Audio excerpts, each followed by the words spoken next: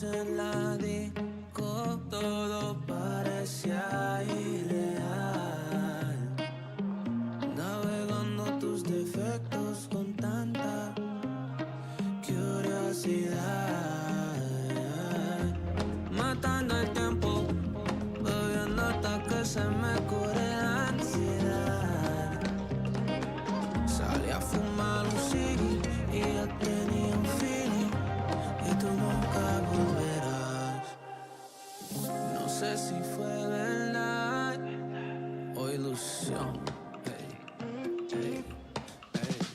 Tokio, magia, tú me tienes aquí tentado por ti sin dormir. Fue tan rápido y tan real, como un sueño que no quiero acabar. Tokio, magia, Tokio, magia, Tokio, magia. Quítate el kimono, bebé, y bésame de japonés. Hacer esto que tenía taika, quemadita como un once, pica como ramen. Hoy sí, mami, ese top está top 10. Con todas tus maldades, and my bad habits, tú misma sentemos, I got the habit. Me tienen chulado con el Tokyo Magic. Se me dio contigo, baby. Se me dio, se me dio, se me dio, se me dio contigo, baby. Se me dio. Tokio, magia, tú me tienes aquí tentado por ti sin dormir. Fue tan rápido y tan real, como un sueño que no quiero acabar. Tokio, magia, Tokio, magia, Tokio, magia.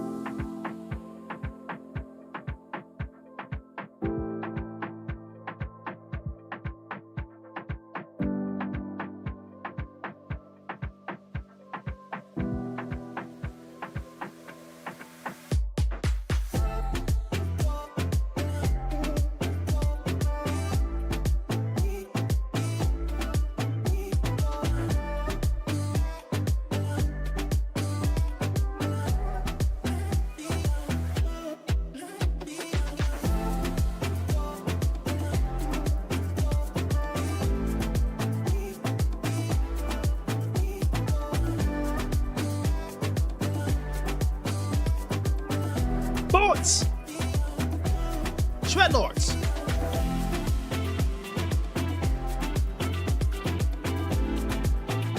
Y'all buying IT MSPs or what? Hey, y'all buying IT MSPs or what, chat? What y'all doing? Boys, what's good? How you doing?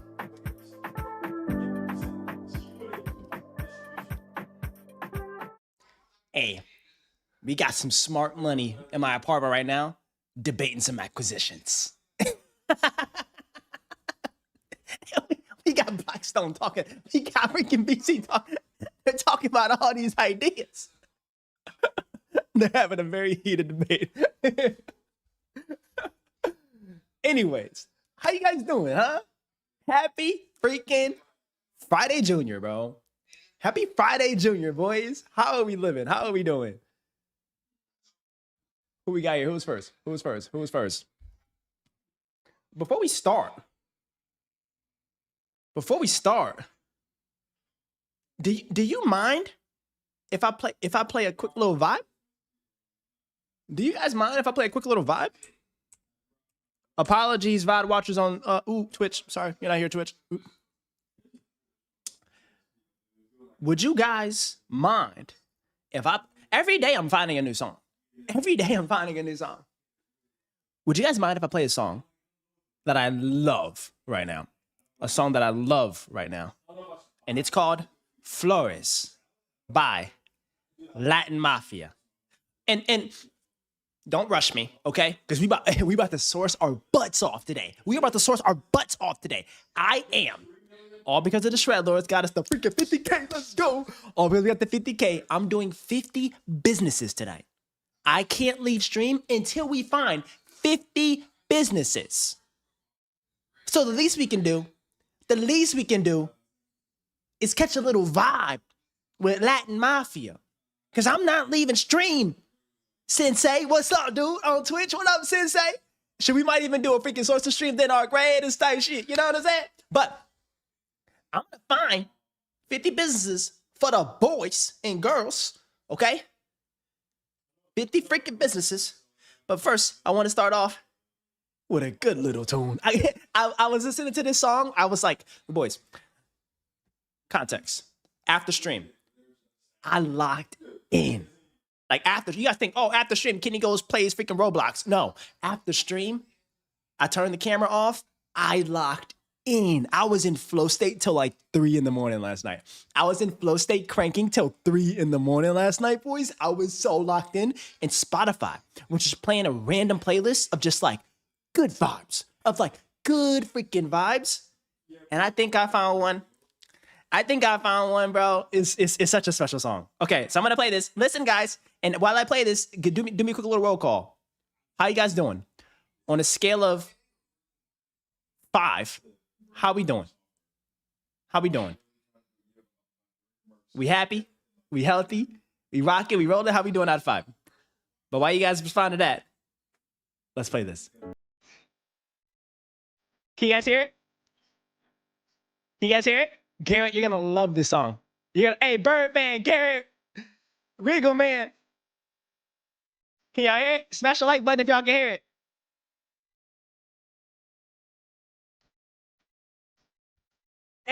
Hey, Bradford, tell Chris I'm playing that song for chat.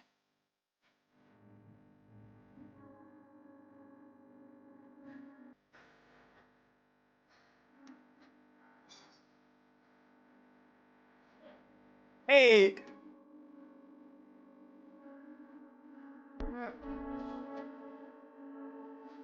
Listen.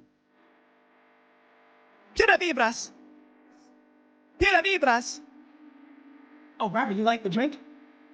Yeah, that's right. Boys.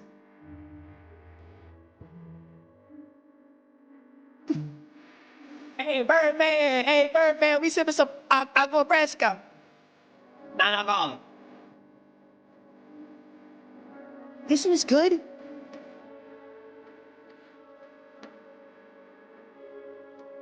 Hold on.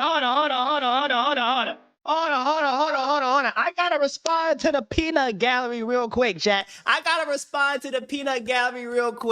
So last night when I was cranking, I told y'all I was cranking. I did some content work. I did some holdco work. I did some recruiting work for the portco. Like, all right. I was looking on one of the comments because I responded manually, all right, because I care about the community. I responded manually on the comments. And somebody watched one of our live streams and then commented. They was like, you completely waste people's time.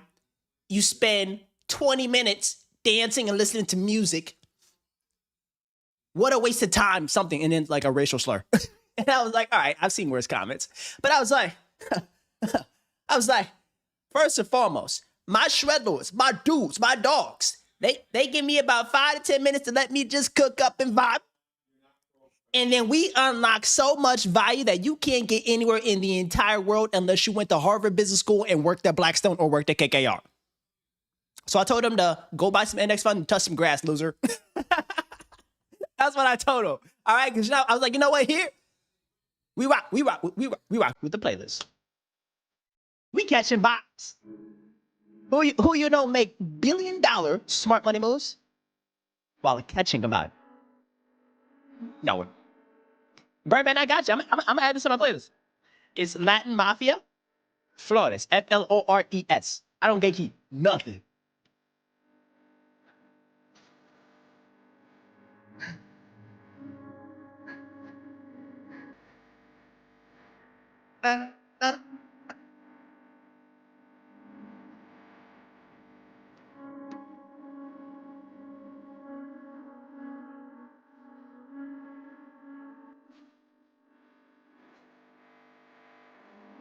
It is so good.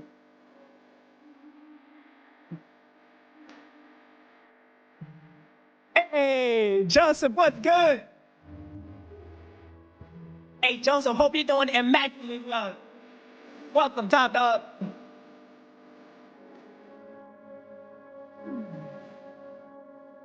Don't worry, guys, we're gonna source our asses off tonight. I just wanna catch a vibe.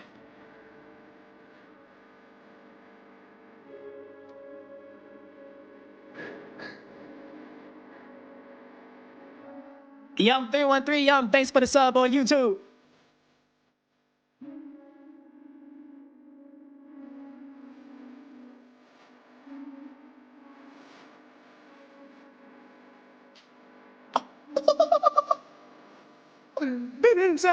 It's pre-Friday vibes, boys. It's pre-Friday vibes, boys. This is so good. It is so freaking good. What the heck?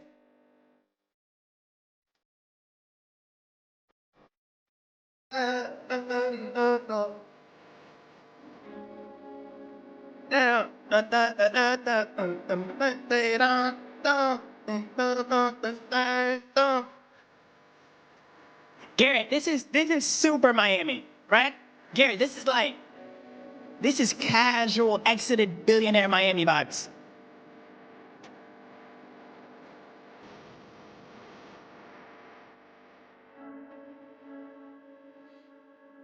Wow.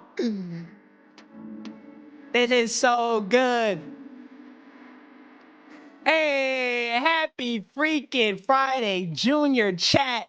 I hope everybody's doing immaculately well. Welcome to 50 celebration. We are doing because we are celebrating 50K people impacted by smart money moves. And as my gift to you guys for the love, for the support, for the encouragement, for the positivity, I'm getting you guys 50 businesses tonight. I don't know how long the stream's about to be. I already got my drink. Hey, I already got my drink. No alcohol in here. Pure vibes. I got my drink ready to go all night. You know what I'm saying? But I want to get you guys 50 businesses. What's the most productive way that we could do this? Should we go state by state? What do y'all think? State by state? Go one in every single state? Richard, what's good, my dude? Wait, hold on. I forgot to do a roll call. For the boys. A roll call for the boys. Hold on. Let's play that K-Von music real quick. We'll do a little roll call. Let's be real about it. I mean, I don't really care about how you feel about it. Boys and girls. Because I realized. Liliana was in the chat last night. She's a lady. So I got to stop just calling y'all boys. Homies. All right. We got boys and girls in the chat. Okay? We're gender inclusive in here. All right? So, Garrett showed up first. W. Garrett for being an early bird to the stream. Biosphere, how many mg of Adderall to be successful at this company as someone who lives and breathes the culture of K Finance Incorporated? Hey, you don't need no Adderall, bro. You need to wake up, you need to drink some water, you need to see some sunlight, and you need to, at least for me, praise God, and you amped up, bro. You amped up to go get it, man. JRE Motivation, what's up, Luke? How you doing, brother? How you doing? Edwin is in the mix. Edwin, you've been showing up early every day, bro. Edwin, you've been showing up early every day. Let's go. Birdman, what's up? Hey, y'all, if y'all ain't smashing the like button, come on, man. We about to go crazy. We about to go crazy with the sourcing. Y'all can at least smash the like button. Birdman, how we doing? Regal Man, what's good? What's a good SaaS business? SaaS? So, like a micro SaaS? Or you talking about like an actual SaaS stock? Two different ones. Right? You talking about a SaaS company that you build for like a dental clinic? Or you talking about like a Oracle, Microsoft, Google type of vibe? Hey, I love how we feeling. Our average vibe is above a 5. Garrett's 7.3, Birdman's 4.9, Luke's 4.3. Hey Luke, how you doing, bro? Guys, should we use Luke's thing for the deal calculator? What we got? I'm looking at a login portal to my dashboard project with 2 tools nearly ready to go. Just hit a solid milestone literally just now. Garrett, congrats, bro. Dude, congrats. Bro, this is actually electric, dude. This is actually electric. Garrett's been working on this dashboard since I started streaming, guys. This is really big for him, man. I'm proud of you, dude. Congrats. I'm like, I need the playlist that this came from. Hey, Birdman, I got you. I don't gatekeep, boys. That song was called Flores by Latin Mafia. It's like my 5th time saying it, but I really like it. I found it last night. I became obsessed, and I played it like 20 times today. I sent it to all my friends. Okay, Joseph, how'd you find my channel? I wonder how you found my channel, man. Did you look up how to buy business private equity? I wonder what the discovery mechanism is of how people stumble across.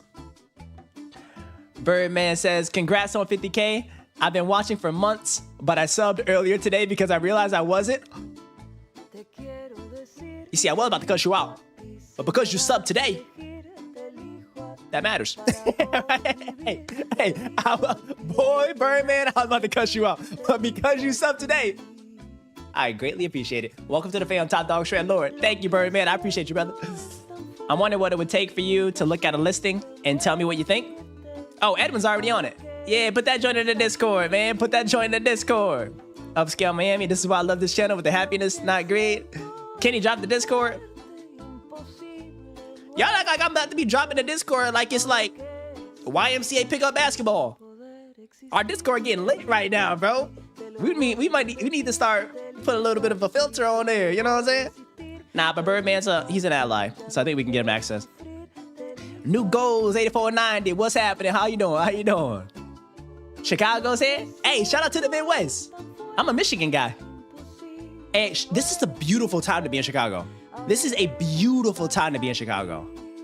You know what I mean? Like a beautiful time to be in Chicago. So that's W. All right, guys. One in every state, but go alphabetical so I can find one if I miss it. All right. My first chat was mad early. 5 out of 5 day. Ooh, the next tools are a media broadcast and audience management system that plugs into the dashboard. Gary, you're too much of a genius. Hey, Sensei Heartthrob, man, on Twitch. I hope you doing well. Hope the family's doing well. If you've been playing out Arc Raiders, man, I hope your group's going well. I hope everything is up, bro. I hope everything is up, dude. Stay blessed, man. Stay blessed. All right. Chat, is the, I guess the chain of events that we're about to unlock is going to be sourcing. And you guys, it'll be more efficient if they're all, like, it'll be more efficient if they're all business listings, like biz buy sell. And like I said, let me prepare this. Like, I don't like business listings the greatest. Like, if I were to rank my ideal sourcing, like, playbook is proprietary deals, then it's like verified banker deals, and then it's listings. But since we gotta do freaking 50 streams for hitting, 50 businesses sourced for hitting 50K, I think it makes the most logistical steps for us to do the listings. I could theoretically find like a proprietary business in every state, but we need a long stream for that. We need a long stream for that, you know? So we're cooking. Hey, Boogie's here. Hey, Boogie, what up, dude?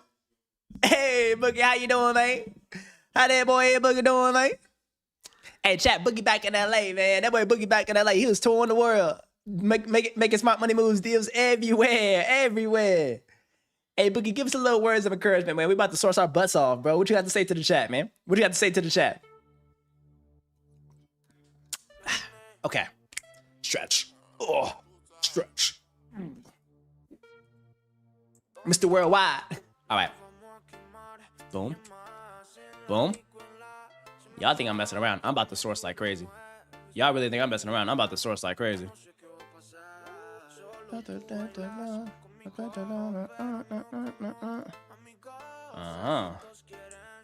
Okay, how do we populate what we find? How should we populate what we find? Right? Okay. Should we put it in like an Excel? We should put it in an Excel, right? Mr. Chivets 03, what up, top dog? Okay, I'm gonna put it. And I'm gonna do it the grassroots way. I was gonna do it with Claude Code. Chat, I was gonna do it with Claude Code and have Claude like scrape for us, but I want to show you guys how we used to do it back in the day, in the golden age. All right. So this is how we're gonna solve for this. We're going to do business. Okay. State. Business. Okay, state, business listing. And what I'll do is with the state and business listing after stream, I will put this link in the Discord. All right. Guys, I don't know all the states in order. States, alphabetical order. Let me see. Oops. Let's do, okay. Oops. Do you guys know the states in alphabetical order? Okay. I need like one long list. ChatGPT. Right? All the 50 states in alphabetical order. Do we have a size criteria? Do you guys want a particular size? Or how do you guys feel about size? Boop, boop, boop. Okay. Do we have a size threshold? Boom, boom, boom, boom. Hey, there we go. Look at AI hooking us up. For the boys. Okay, we have 50 businesses in 50 states. And guys, this is not going to be, OMG, it's a freaking, I found a freaking, this ain't gonna be one of those things where it's like, I found a freaking, laundromat for sale. Or I found a freaking, food route for sale. No. We're gonna find like, if I had to buy in that state at this price range, what exactly I would buy right now. So it's gonna be like real solid moves. I have 50K, is that down payment for an SBA? Or would I want a bigger loan? Would a different loan be better for a business in the 50K, 500K range? So, if you have 50K liquid, buying a business at 500K, average multiple, so you're probably buying a business that's doing 125 to 200,000 of EBITDA, you're buying yourself a job. That's the first thing I would say, brother. Is you're buying yourself a job at the 500K range. It's dangerous, it's difficult, it's hard. You have the potential to invest your money in something that can compound at 11 to 15% annually and grow that 50K to 75 or 100, and then eventually get something that's like better. But at that size range, proceed with caution, given how like tricky and amped up these things are, you know? What about a ROW, right away vegetation management company? Or what's the ROW? I love vegetation management. That's one of my themes. I don't know if you guys ever seen one of my videos, but like in my videos, I talk about vegetation management all the time. I'm a big veg management guy. I love veg management. Why? Trees always grow back. Chat, trees always grow back. They always grow back. All right? Okay. Can you guys see? Or are you guys blind? All right. I guess it's time to source, boys. I guess it's time to source. Starting off, Arizona. Arizona. We're starting off with Arizona, boys. Let's keep it cooking. Let's keep it cooking. Let's go. I need music. If I'm going to do this, I'm going to need some tunes. If I'm going to do this, I'm going to need to rotate our Cafecito playlist. Let's go. And as we get to your state, if we get to your state, scream out like, OMG, that's mine. Like, within the state, can you find one of these in my state? I don't know if we have anybody in Arizona. And I'm gonna do a standardized approach, okay? I'm gonna do a standardized approach. Our standardized approach is gonna be, we're gonna do what Mr. since he commented in the chat, we're gonna find things that are under 500,000. Okay, we're gonna find things that are under 500,000. All right, and then try to find things that are 150 to 200K plus of cash flow. That is our mandate. Some of them will have it, some of them won't. Hey, I got you, bro. Hey, I got you, bro. If you want our streams, that means you're part of the fan, so I got you, twin. If anybody else has any ideas for criteria, let me know. But I think this is good enough of a filter for us to efficiently scan through and go crazy on these things. But we got 50 to go through, okay? We have 50 to go through. So, we got 50 to go through. 3, 2, 1.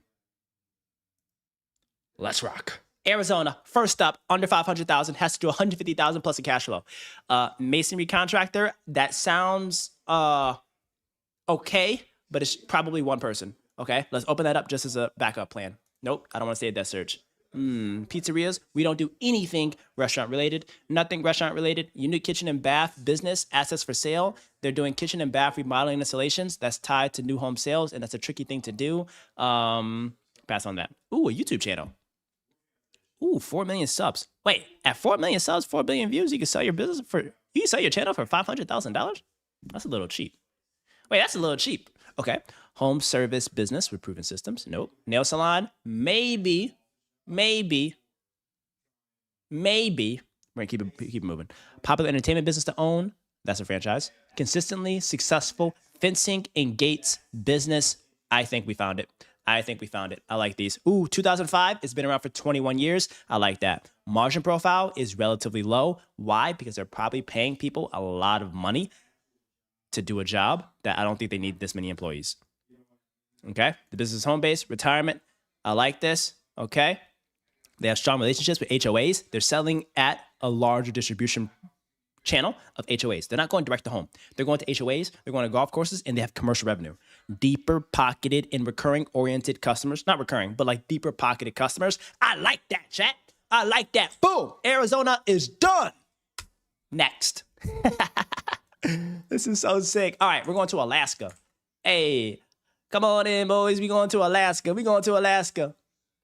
Oops. Oh, no. Okay. Boop, boop, boop, boop. All right, Alaska. Take me to Alaska. We're going to Alaska. Ooh, there's only 2 businesses in Alaska that fit our clientele or fit our approach. A tailor shop and a hair studio. Hair studio, no. But a tailor shop. This sounds good. AI can't do your tailoring. But the question is the megatrend of people wearing things that need to be tailored? I mean, it could be like wedding stuff, which makes sense. But it could also be like suits and stuff. But the question is like, my only thing is people like to go to a tailor that's been around for a very long time. And this one has only been around for 11 years. And you're getting a tailor, like, isn't it cold in Alaska? Isn't it freaking cold in Alaska? Who's going outside with that weather? That's what I'm saying. So unfortunately, based on our criteria, nothing. It's fair to do that, right? Guys, I'm going to keep it a buck. I think it's fair for us if we do the work to find a state and its listings to rule it out. Oh, wait, I messed up. I put this here. My bad. It's supposed to be Arizona. The criteria is it has to be under $500,000 and it has to do over $150,000 plus a cash flow. Okay. Retail, what up, twin? Yeah, day 100's on a Friday. It's kind of lit, right? What have you seen kill a deal the most once diligence is underway? Revenue model, customer concentration, and declining TAM and limited competitive moat, meaning that like people are crushing you in a competitive landscape and there's like minimal switching costs. So people can like actually like steal share from you without customers noticing. Like customers like, oh, I'll switch from this to this. Like, who cares? Like imagine a pizza shop. Like if I have a pizza business, the switching cost for my customers is very low. Pizza is pizza everywhere, right? But if I have a cybersecurity MSP business and I'm embedded into a company's tech stack, the switching costs are pretty high because if they want to leave me and go to one of my competitors, they got to redo their entire cybersecurity server, tech stack, all that. So switching costs. And I'm answering your questions like really fast because we got 47 states to make it through. All right. So Alabama, we got to go to Alabama now. All right. So Alaska, there's nothing. We're going to Alabama. What they got in Alabama? Going on to Alabama. Alabama. Ooh, side improvements. That's no. When the business selling price is selling for less than the cash flow amount, that's kind of concerning. Boys, girls. Italian restaurant? Nope. Ooh, trusted asset disposition agency in the home services sector. I love that industry. I love IT asset disposition, ITAD, but this sells for a weird multiple. So something's wrong. Home health? No. I'm avoiding all home health. I think there's going to be a regulatory crackdown on that because a lot of people are doing it in a very, very, very unethical approach, unethical way. So you got to be really, really careful with that. Moving on. And sorry if it's like noise in the background, guys. My my Blackstone and like Wall Street friends are in there debating a sector. So they're like debating a sector. I'm like, boys, y'all some freaking nerds. Get on the stream. Get on the stream, catch a vibe with the boys. But they're like, OMG, I can't be seen on the stream. What if the job sees me? Boy, screw your job. Lock in. Anyway, live the coastal lifestyle without owning a profitable boutique. A boutique store, pass. A boutique store, I'm gonna pass on that. Okay, a radiator automotive repair shop with great customers. I like that. Okay. Niche cleaning and maintenance business. Mobile, no. Limited mode. Well-established business for sale. Established surveying company. Hey, I like that. We're going with this one. You know why? Because I'm a big fan of land surveying and mapping and civil engineering, my boys. When you bought the civil engineering company, did you also buy a book of business? The team, the people, the customers, the book of business, all that, brother. All that. All right, this one's cool. So this one is strong recurring revenue. If you have commercial and residential customers, if you need to do anything, you need to add a parking lot, you need to add a driveway, you need to fix a house, you want to add a pool, you want to build a house, you want to tear down a house, you need a survey. And these are incredibly high demand and not enough folks have the license for this. So you have incredible pricing power. Boom. Okay. Now, Arkansas. Let's go to Arkansas. Arkansas. Let's see what we got in Arkansas, boys. Boom. Arkansas. Anybody from Arkansas? Anybody ever been to Arkansas? I've never been to Arkansas. Does Arkansas have a big sports team? Ooh, specialty cleaning, disaster restoration, high demand elder care, scale kitchen maintenance, thriving eco. Nope, that sounds like a franchise. Recurring revenue, maintenance, plumbing, and HVAC. Okay, maybe. Little Rock. Okay. Maybe. Vet practice? Okay. Maybe. Huh. Wait. Arkansas has some really good freaking deals. Is it just me? Absentee owner for auto repair? What the heck? Oh, 2017? No. Oh, 1993? Yup. Oh, this vet clinic, okay, the hospital is currently operated by a solo DVM, working just 1 day per week, supported by 3 full-time staff members. Despite such limited doctor hours, the practice generates $453,000 of revenue, full-time vet care, Okay, if I had a platform to put this vet clinic under, this would be great, because I would have the license. But given that this is a one-person shop, license-wise, it's really hard to play ball with this. But this here, a plumbing company, boys, girls, keep it stupid simple when it comes to businesses. Like things that just are naturally recurring, necessary, and limited competition. Like people need plumbings, all right? People need plumbings. And I'm not condoning we buy any of these. I'm just saying that if I had to pick a state and I was like, choose a business, I would like spend a little bit of time there. I'll spend a little bit of time there. You found a towing company that had contracts with the police? Hey, put that in the Discord, boys. Put that in the Discord. When you say everything, does that include physical assets or mostly or is it mostly a service business? Yeah, everything. Like all physical assets, like everything. Like all the desk. Because all that's included in the purchase price. Like all the inventory, fixed equipment, the desks, the computers, the subscriptions, the employees, our customers. So that's usually how it is when you do like a stock purchase agreement. It's like you own all that and you also inherit some of the liabilities, but we did an F reorg to kind of reset the tax basis to like mitigate me from having any exposure to any of the liabilities. So I can give you some crazy legal goop of how I like navigated that, or I can have Hal join our streams. He's my lawyer. But that's usually how it works. Like if someone were to buy your mom's accounting thing, and they were to buy it all out, they are probably going to buy her or take over her like lease, or they take over her lease if she's leasing out the building, own all of the desk, the computers, the data, the customer book, and have like employment agreements and contracts with all of the key accountants that are there, right? So when you're buying a business, you're buying the company, and you also have to implement new employment contracts with the employees that are there, because now they're now employed under the larger platform of like whatever you have. So it's kind of fun. But if you guys want, I can go freaking crazy if you guys want on the legal side. All right, what's our next state? California law. I'm already 10 minutes in. Okay, I gotta move fast. Gotta be good. Move fast. Window and blind washing business? Ooh.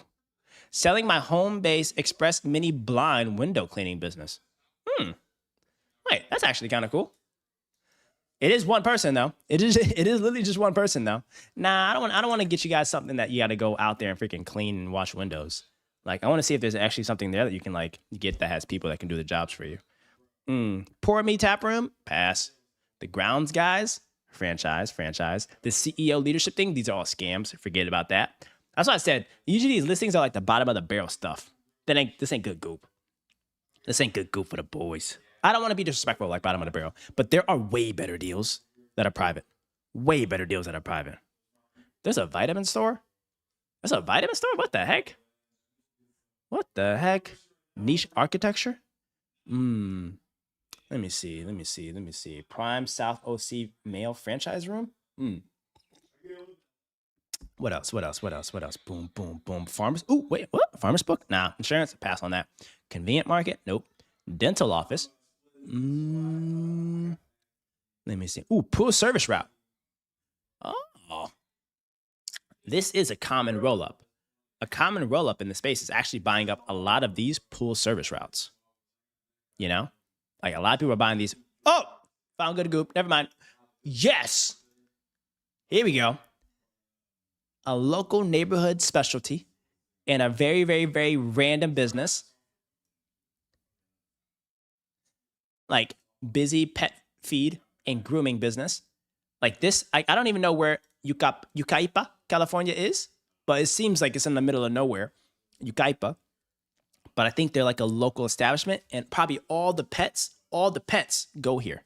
You can do grooming and pet feed. And what you want to do, you want to buy a business like this and transfer over or like shift the strategic focus of all of the particular revenue streams to be mainly grooming instead of like inventory focused pet feed, unless you have a great plug for cheaper pet feed, right? But if I bought this one, I would actually buy this one and then shift the revenue mix to focus mainly on the grooming side. And then this is what we talked about the other day, right? You establish a membership type of playbook, because what y'all listen, this is what you guys got to do. You got to see what are the top pros doing in terms of their portfolio companies and the business models of their portfolio companies. And what's a really good pet grooming or vet clinic membership model?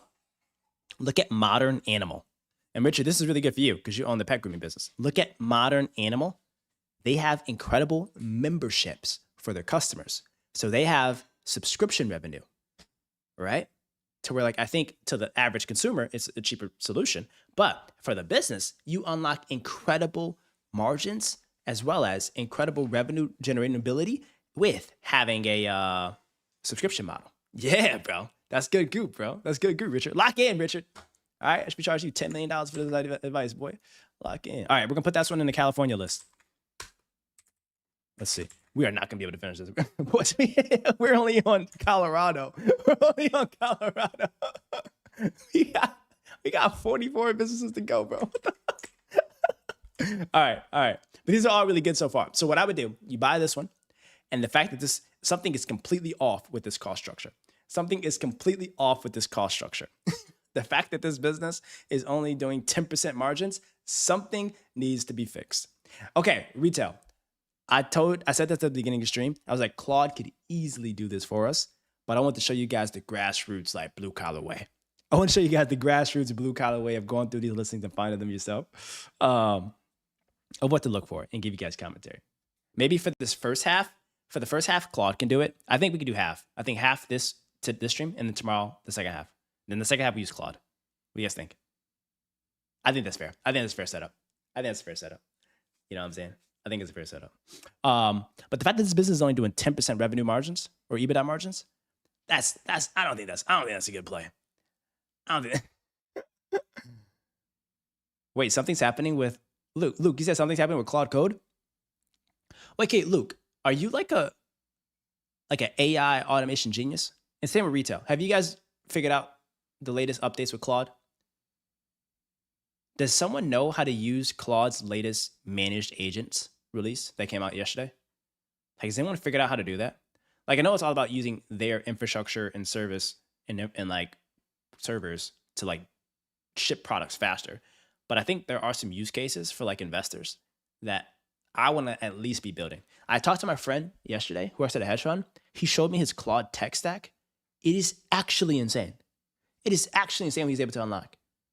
So I don't know if it's tomorrow. I don't know if it's Saturday, but like together we need to figure, I need you guys' help designing this specific like workflow for the holding company for all this. I think there's got to be a way we can do this, guys. There's got to be a way we can do this. Anyway, Richard, what do you think about these models or margins? Do you think a 10% margin on a grooming business is like okay? Or like, yeah, I don't want you to give up too much information, but like, what's the margins on your business, bro? Oh, give me a range. Because if we can get this at this price, improve the margins to what is average, kind of completely, because I don't know if you guys know, but like when you buy a business, you can do anything you want. We could buy this business, take all of the entire side of the business that's focused on inventory pet sales, and shift all that to like a outsourced place in the middle of nowhere, New Mexico, and only do direct to consumer online. So don't worry about any foot traffic sales. And then after that, make the entire square footage space of this retail location only focused on grooming.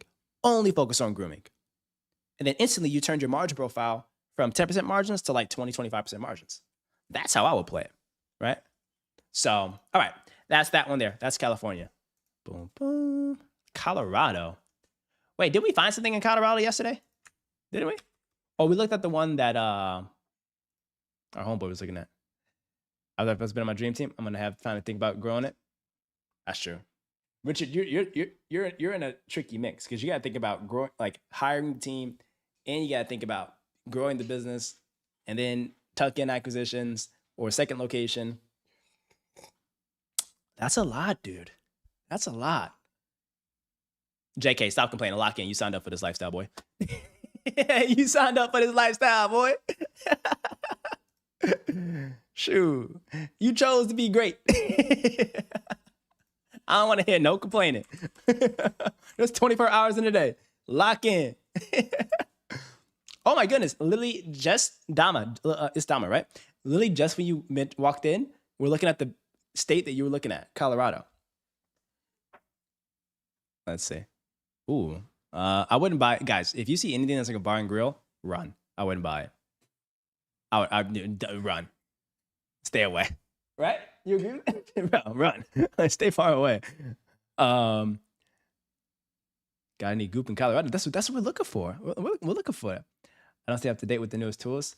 I'm stuck in VS Code. Oh my goodness. Dude, VS Code, bro. That's like 2024. Retail, you got to get hip, bro. Claude has released 17 updates in the last 16 days. You got to catch up, bro. You got to catch up, world. The world's moving fast, dude. The world's moving fast. You see this profitable liquor store company? Pass. All right.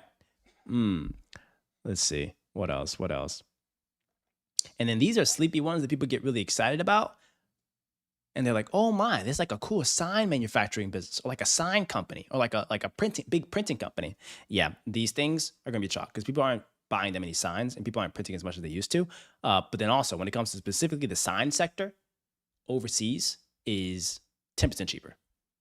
And overseas manufacturers of these signs are just now learning how to market their companies. So they're stealing share like crazy from a lot of these folks. So be very careful. Pass on that. But this, I can wrap my head around. A trash bin cleaning business. But I'm passing because they're only founded in 2022. They haven't even gotten their feet wet. They haven't even gotten their feet wet, bro. They haven't even gotten their feet wet. They ain't see a recession. They ain't even got no hair on their chin. They ain't even got no hair on their chin, man. All right, hold on. You see, but you just got to go in thinking and wondering, like, what is going to be the worst thing that could happen? And assume that happens. How will the financials turn out? Pass on it. All right. Boom. Now, I kind of like this because Colorado has an incredible outdoor ski-oriented culture. And if you can find a long-standing ski or snowboard repair rental business that is like a local family city favorite, you could unlock some pretty good returns. You can unlock some pretty good returns, right? To where it's like everyone that vacations around the spot or skis in the spot goes here. That could be a saucy play. That could be a really saucy play. So for this one here, I like it. The margin profile on this is sitting at around like 20% margins. It's been around for 23 years. You can get this at like a 2.5 multiple. That's good. That's fire. This is worth getting a sim. This is worth getting a sim. This isn't like a tuck in. This isn't like a roll up. This is very much like you just own this thing and watch it print cash. And what's your cost basis? Like, what's your cost basis? The cost basis for this is what? Like, how much are they paying interns or high school interns an hour? Like $12, $15? Cheap, nothing. This business makes $900,000 revenue a year. You know what I'm saying? So lock in. This could be really cool. Oh, when is the Chat Capital ski trip?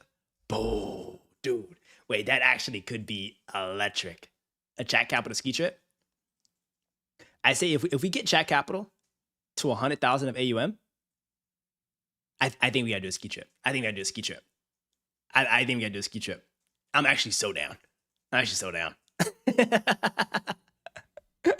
Hey, and we could, oh my goodness, Dama, you have a crib? Oh, and then we could all stay at his house for free lodging. Hey, that's facts. I don't know if you can fit us all, bro. Our Discord is looking at almost 400 people. Yeah, 400. Unless you're like a billionaire, you might be super rich. You did exit a company though. Low key. Hey, chat. He did exit a company, and he's working on his second software business. You know, so I think Dama low key is a lot richer than we think. So Dama probably has a multi-million-dollar compound in Colorado, and we're welcome to all stay there when we go ski. And just for that, Dama, you can attach this name. I've got room for only like 12. That's the richest thing I've ever heard. I've got room for only like 12. Bro, I got room for one.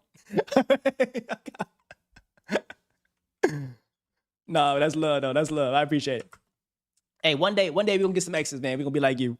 One day we're gonna get some exits. All right, so Colorado, that's what I would look at. This is actually a really good one. This is actually a really freaking good one.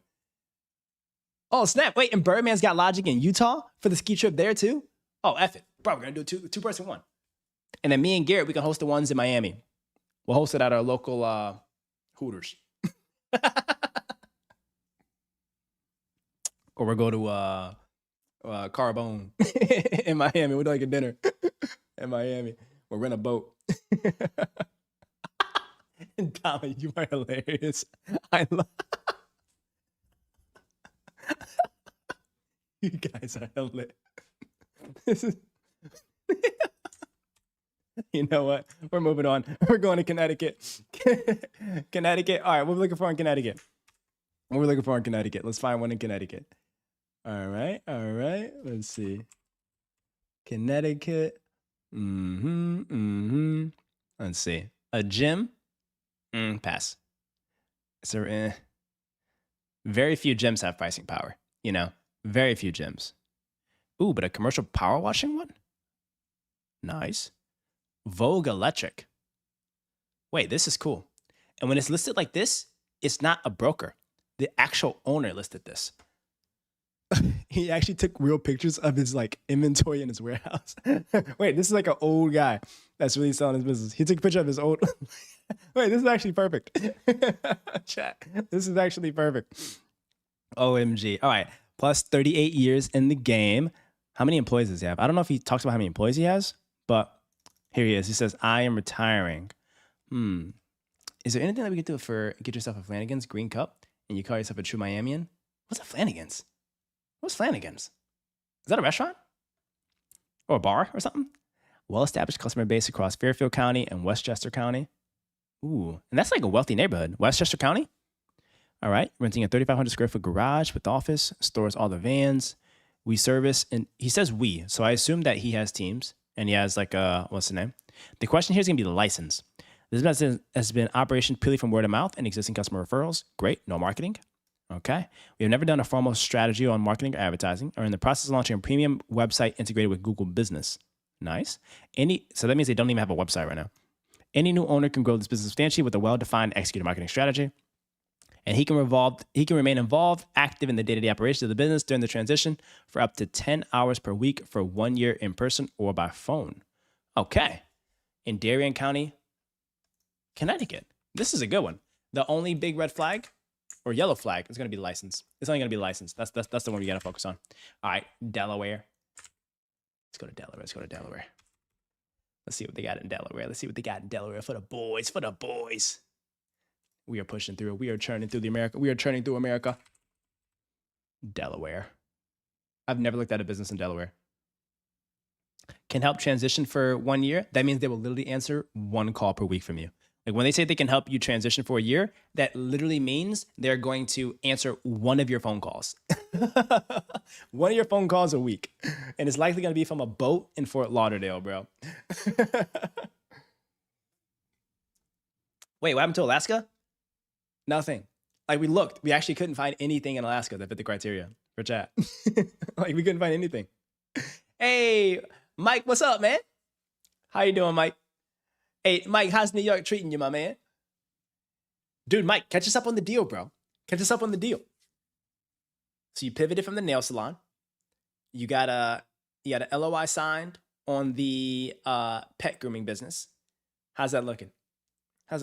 Wait, why so many of you guys are interested in the pet space? I just thought about this. Half you guys are from Texas, half you guys are from Florida, and all you guys are out here walking around talking about pet stuff. Okay, you walked the grooming salon yesterday and working on final permits and stuff. Ooh, okay. How did it look? Did you get a sense of kind of just like square foot allocation, potential to like increase the amount of like stations to get more dogs, to increase the utility? How is it with the storage space? Because you can convert some of that into boarding. But then also, before you join, I was telling Richard that you should check out a case study on something called Modern Animal. Modern Animal, they just got bought out by Chewy, but they are a modern recurring revenue-oriented vet clinic, and they have memberships. And just imagine if you were to launch like a membership program for your customer base and have it be modern and sleek and all that stuff. That could be super cool. Just to unlock recurring revenue, dude. Oh, you have a membership plan? Hey, Mike, I like how you think, my dude. Hey, it's so exciting just like spectating you guys on these deals. That's so nuts. You guys about to get you guys about to build so much incredible wealth off of this. Go crazy, guys. Go crazy. Mm-hmm. Well, he was looking at one, Birdman. I don't know if he actually bought it. Excuse me, guys. Okay. So this here, turnkey lucrative check cashing store. Believe it or not, these things print cash like wildfire. So while it does seem sketch, while it is somewhat, fishy, these things are everywhere and they're like always busy because there's still like a very antiquated legacy approach for some folks that get paid in cash that just don't have access to like the traditional financial services ecosystem. So depending on the geography and the backgrounds of like the consumers that live there, like you could print for this, but not for too long because a lot of the fintech, because it's essentially like a check cashing store, allows people to get access to their paychecks super conveniently. Like as soon as they get paid, they go to this check cashing store. This is usually located right next to a liquor store or something like that. Not to imply anything, but like for some reason that's where most of them are. And you can cash that check, and then they then have the check that they have to process through, and they charge you a fee on that, right? Their only cost is just rent. You know what I'm saying? And like if they own the property in someplace that's super dirt cheap, they're chilling.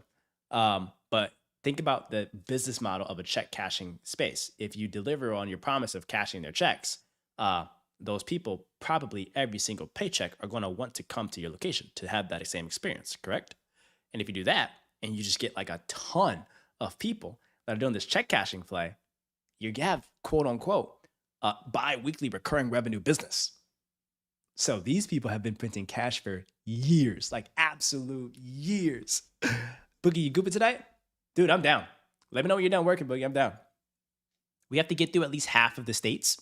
And then after half of the states, we can goop on some Mark Raiders books. So that's my thought there. But I wouldn't buy one of these now. I'm just giving you guys historical context of why these are like so cool. I wouldn't buy one of these now because now the same demographic that used to go to the check cashing place, they are now targeted by the neobanks. They are the neobanks that are giving folks like all of these tools to cash your paychecks, but even better, get access to their cash earlier with earned wage access tools. So like get your paycheck earlier with like a little quick little mini loan with little fees attached to it. So anyway, that's the background and the history of check cash businesses.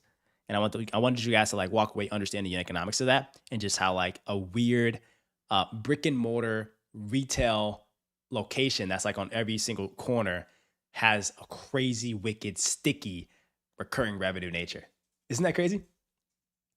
Check cashing locations back in like the early 2000s, like mid 2000s, it used to be a OG private equity roll up. It used to be an OG private equity roll up. You know, I think some people are still buying these things. Okay, Delaware, guys, I don't see anything in Delaware. I see absolutely nothing in Delaware. Intermittent fasting app? Nope. Cloud Code's gonna get that. Cloud Code's gonna get that.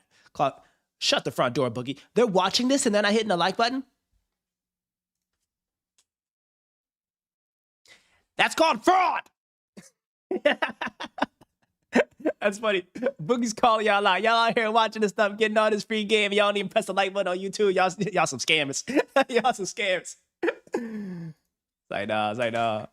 I'm just kidding. I'm glad you guys are watching and learned from somebody that is trying to give you guys some genuine sound judgment when it comes to buying these businesses. All right. I don't want y'all out here doing this stuff the dumb way. Okay. Because you can lose your life. Your wife will literally freaking leave you. All right. If you mess up on your SBA, because SBAs have personal guarantees, and that means they can come after everything if you buy the wrong business. Okay. So do it the right way, homies. Do it the right way. Oh, that's Bradford in the back. Oh, you guys want to meet Bradford? They were like, who the guy in the back? You want to say hi to the chat? Come on over. Come say hi to the chat. You guys want to meet easily one of the most talented investors of our generation? Meet Bradford. Meet my boy Bradford, chat. What's good? What's good? What's up, everybody? How y'all doing? Why do you sound so you see how he just deepens his voice? Give them some advice on buying a business. Ooh. This guy's actively doing it too. Ooh, biggest advice.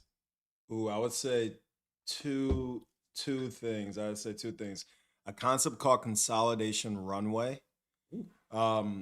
basically the way you do the math of it is you ask yourself, what's the fragmentation? How many of the businesses are in the market today? It said you sound like Shaq.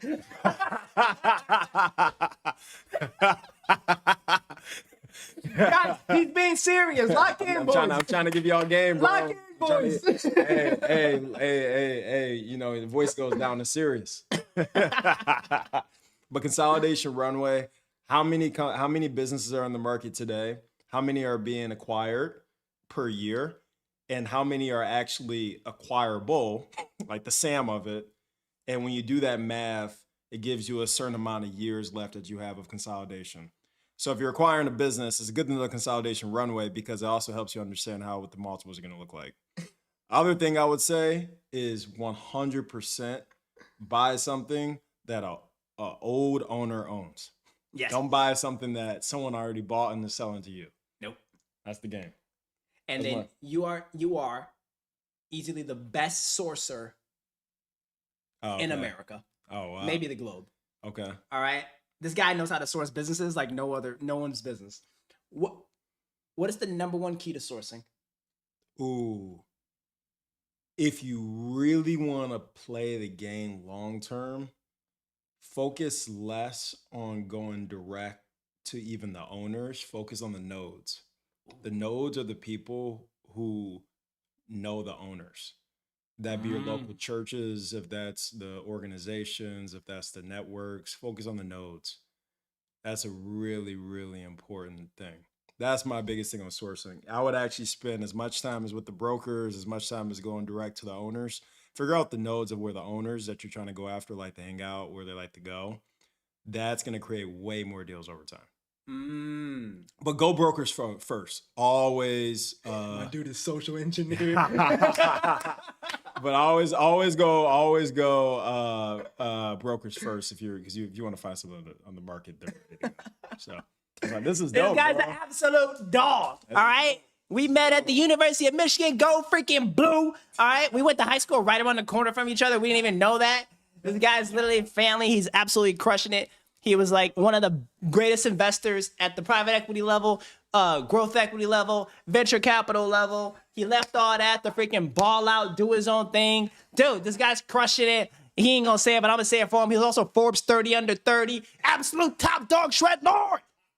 Boys, surround yourself by greatness. Let's freaking go. I queued our lit song, so now it's like it's lit.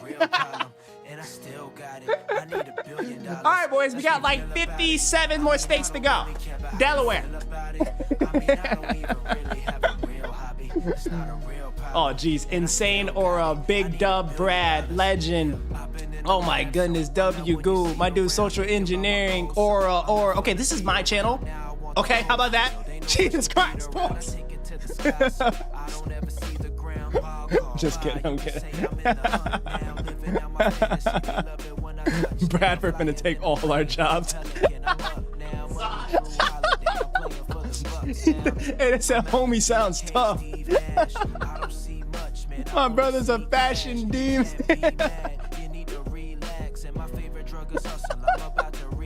This is actually hilarious. Oh my goodness. That's hilarious. That's hilarious. You guys are hilarious. All right, boys.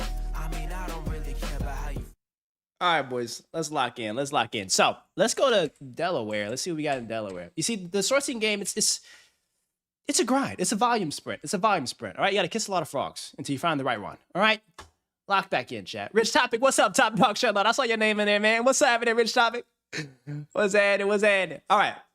So apparently Delaware has nothing for us right now. Guys, if you see a business that is selling for lower than the cash flow amount, it is obviously backwards or a scam, or you're buying yourself something that is literally going to be on fire or has lawsuits on day one. Because think about it conceptually. Why would a business owner sell a company for nearly what they are able to collect annually if they just keep the business? Granted, they're tired. They want to retire. I get all that. But what if they spent $60,000 to get the world's greatest virtual assistant or a general manager to help support day to day to allow for them to step back and only go into the office once a week instead of 5? Why would they sell for anything close to what they do on a cash flow basis? So that's what I'm saying. Like, if you see a business that sells for less than 2.5, 3 times, something is very, very, very wrong. Hey, Mike Lowry, what up, top dog? Don't tell me you're from Florida also. Wait, our Florida troops going crazy right now. Janitorial business in Florida? All right, when we get to Florida, we'll try to find a janitorial business. We're on Delaware right now. In Delaware, it's got nothing. Restaurant, nope. Restaurant, nope. Check cashing store, maybe. Honestly, though, this check cashing store, it's worth just understanding what the demographic looks like. All right, here we go. Let's go back to our stuff here. So after Delaware, the next state is, Florida. Okay, perfect. Wait, Mike Lowry timed it actually perfectly. So now we're going to go to Florida, and we're going to find a janitorial business in Florida. Let's see what we got. Hey, Samuel Burge representing North Carolina. Hey, North Carolina in the house. What up, twin? Good to see you, Sam Will. Can I call you Sam? Sam I am? All right, here we go. Damn, Florida has 451 businesses for sale right now. Florida has 451 businesses for sale right now at this tier of like under 500,000. That's crazy. Okay, let's find Janet. Let's just do cleaning. Hey, W Sam. All right. Versatile campus for growth. Pass on that. New construction cleaning. Pass on that. High-rise window cleaning. I like that. Okay, Mike Lowry, does it have to be janitorial, or would you be interested in potentially window cleaning? I think window cleaning is elite. Wait, Rich Topic says, bro, I haven't slept in 24 hours running dreams and grind. Oh, you're running off of Kenny dreams and a grind. Hey, dude, Rich Topic. Go to bed. While I love that you're grinding and you're pushing 24 hours, look, I used to do that too, bro. All right, but what I will say, dude, is if you're pushing it and you're grinding for something and you're doing a 24-hour sprint, make it purposeful, make it for a core reason, all right, and get some ROI out of this, man. Get some ROI out of this as a little reset. Make sure you get to bed early, dude. I know you're on the East Coast, or you're Texas, so it's still getting kind of late over there. So get some rest and get some healthy food, go to the gym and all that, because like usually sprints like that have very, very, very bad after effects. Okay, so just stay hydrated, get some good sleep, go to the gym, get some sunlight, and try to limit yourself, bro, to like once per quarter. All right, I used to do those things every week, man. You don't want that, dude. You don't want that. Y'all gonna start graying like me. I don't want that, bro. But help whatever. Hey, bro. Rich Topic, I hope whatever you're working on, I'm praying that it is immensely successful, and I hope nothing but abundance comes out of it, brother. All right? Yes, sir. Uncle Rico here from Washington State. What's up, man? How we doing, Uncle Rico? You know what? Now that you're here and you mentioned your state, we might skip down to Washington next just to find you something, right? Parker, what's good? Hey, Parker, I'm doing your job, bro. Parker, you were supposed to be the chief sorcerer for Jack Apple. I'm out here doing your job, Parker. We're doing all this sourcing. We're doing 50 businesses in 50 states. And you were supposed to be the greatest sorcerer in all time, bro. You got all these off-market deals in our Discord, man. Okay, wait. Okay, but. For Mike Lowry, janitorial business. Wait, what's a soft washing business? I never heard of soft washing. I heard power washing, but what's soft washing? Do you guys know what that is? Dryer vent cleaning. That's attractive, but usually those are dominated by franchises. Parker says, what's up? I just found a liquor store business in Missouri.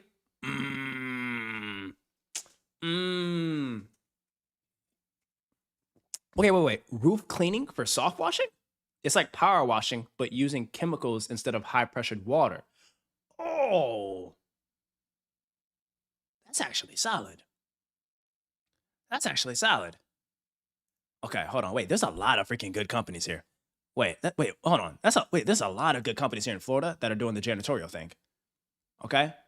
Whoa. All right. Okay. Okay. So out of these, 2012, that's okay. They've been around for a while, but that's still not a good enough reason to sell since 2012. Like I ideally like to find businesses that are like 30 to 40 years in the game. That's where it's perfect. This one, 2017. Okay, the soft washing one sounds cool, but they've only been around for 9 years. Let's see, is it a franchise? Oh, moving out of the country. That's solid. Okay, moving out of the country. That's actually pretty good. This is a good reason. This is a distressed seller. This is a distressed seller. Okay? They have no choice but to sell. I don't know why they're selling. It could be immigration. It could be they're sick of Florida. Something. Profitable soft washing company specializing in professional exterior cleaning and soft washing services for both residential and commercial clients. All right. Business employs 2 full-time techs, including a lead tech with years of experience. The current owner oversees sales, scheduling, marketing, and bookkeeping. And this is what I read. Oversees sales. Yeah, you could probably do that. Scheduling, AI. Marketing, YouTube, TikTok. Bookkeeping, AI. Right? Hear me out, right? That could be an easy play. So that's one version of the Florida one. But let's try to find the best. 2020? Nope. 2020? Nope. If a business was founded in 2020 and they sell it in 2026 and they haven't made a 100x on it, why are they getting rid of the business? Just why? Like ask yourself fundamental questions. Like why? Like what happened? You know? All right, I think the best one in Florida, low key, I'm gonna go with Mike Lowry. I'm gonna go with this one. I know you said janitorial, but like it's still cleaning, but it's like cleaning the exterior, window washing. I think that's solid. And when you're doing window washing and you're doing 500,000 plus, you're a scaled institutional one, and these are deep pocketed ones. And regardless if AI is here, Claude is here, if a commercial building's windows are absolutely filthy, it's bad for business. You gotta wash them. Okay. That, I think it's an underlooked roll-up play. You just got to make sure you compete with the franchises. But I think window cleaning businesses are underlooked that roll-up opportunity. All right, now Georgia. Somebody said Georgia. Who said Georgia? Somebody in here said some type of Georgia. Was it you, Garrett? Did Garrett say Georgia? Oh no, we gotta go to Washington, right? No, we gotta go to Washington for Uncle Rico. Okay, we're gonna skip all the way down to Washington. I got you, Uncle Rico. And we're gonna put all of these listings. I'm giving you guys all these listings in the Discord. I'm putting it on the Discord for us. All right, Washington. We're going to Washington. Let's see what we got here. Oh, only 5. Oh wait, it's because it's the janitorial. We gotta take the cleaning off. Did you give me an industry preference, or you just said the state? Right? Which one did you say? You said here from Washington State. Okay. You mind sharing your filters again, please? I did under 500 because someone in the chat earlier said like 500. Like what would it be like to finance a deal that was like 500,000? But then I filtered to make sure that it's cash flowing more than 150. Okay. And then we're doing a state. So very simple filters. And if you guys put a state and a sector, I'll look at that state and sector to see if we can find something that strikes. All right. So with Washington, and you want manufacturing, I'm gonna keep it a buck. Manufacturing might be. Let's try it. Can I take the size filter off for manufacturing? Oh, see, I knew it was gonna be hard. All right, let's try it. We take the size filter off. Okay. I'm gonna clear all that, and we're gonna do Washington. We go Washington, and then you go to manufacturing. I'm just gonna assume you're a billionaire, Uncle Rico, so you can afford anything. All right. Custom machining and design at this level is pretty slow, pretty low. Aerospace and defense industry manufacturing, compelling. A medical aesthetic equipment, nope. Ooh. Manufacturing of custom seats and upholstery for automobile motorcycle restoration. I like that. Established manufacturing company that's doing niche products. Okay. That's kind of cool too. Wait, we're actually finding some good ones here. Established beverage manufacturing facility. Nope. Machine equipment and supply distributor. No. Wood products manufacturer. No. Lifestyle brand. Nope. Ooh. Yes. This is good. Concrete block and precast businesses. Yeah. CNC machine shops. These are everywhere like hotcakes. Oh, retail e-waste recycling. How am I gonna find an e-waste recycling business in Washington? Oh, Neil, you want to find one in Jersey? I got you, bro. They're everywhere, dude. They're everywhere. They're cost intensive, and a lot of these businesses, when they're selling, they have incredibly high hidden capex replacement needs. You know, even Bradford just talked about one. You see? Let's see. But I think the best one. Okay, look, Uncle Rico, don't be scared of the price. All right, look, shoot, bro. I tell you guys this all the time. Don't be scared of the price. If you find a good one, the money is there. Okay, and this could be good. This one here is a little pricey, but it's a profitable concrete block and precast business. Concrete block and precast. The business has been around since 1947. That's old, bro. 80 years. And the business is doing, call it, I don't know, solid margins. Like really solid margins. You know. Around 15-20% margins? That's not bad. 18 employees. Solid mix. The owner's retiring. And here's the play. You buy this, modernize operations, you know, do diligence on supply chain, you figure out what the play is, you raise capital for this, you scale it, you get it to around 10 million of exit value by doubling the EBITDA. And from there, you get a 20% carry check. All right? That's when you play in the private equity game. But this right here, I like it. So this is a big business. If you can pull that off. Only 80K in ad backs seems suspicious. Where'd you see that? Only 80K in ad backs? Where'd you see only 80K in ad backs? Oh, did you already look at it? Oh, what? How'd you guys do this? Oh, did you guys actually log in and look at it? Oh, or here. Oh, this. Okay. These are always off. Never believe these. This cash flow number, incorrect. The EBITDA number, incorrect. This was made by Tom Forsyth. Okay, this is Tom Forsyth. Tom Forsyth probably never opened Excel in his life. Don't believe this. Okay, don't believe this. Assume that the EBITDA is probably around 500,000 to 1.5 million. Okay, these guys don't know what they're doing. To keep it a buck, they don't know what they're doing. Okay, never really believe this stuff because oftentimes they say the EBITDA is the same thing as a cash flow, which is not correct. So I'm not gonna say Tom's a fraud. I think Tom is he's a broker. These are business brokers, guys. They're not paid to do an Excel analysis and adjustments and quality of earnings. They're paid to just meet the owner, build a relationship, and convince the owner to work with benchmark business group brokers. You know, say I think we can get you this price. You know what I'm saying? So somebody hit up Tom and tell him, hey, we're looking to make a play in Washington. So that's like a pricey Washington play. This other one was low key, not as expensive. But what is it that they're manufacturing? I like that this was 35 years old. Manufacturing company based in Tacoma, Washington, produces niche products sold throughout the U.S. But the fact that they don't say what the products are is discouraging. Oh, here we go. They primarily sell fiberglass products via its website and retail channels to homeowners, small commercial businesses, and some government entities. What is like fiberglass products? What is a fiberglass products? 20K, not included in the asking price? That's weird. Usually should always be. No lowball prices, like its basic marketplace. Oh, like installation.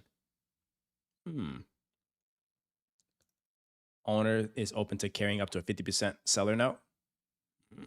So he knows his business is bad.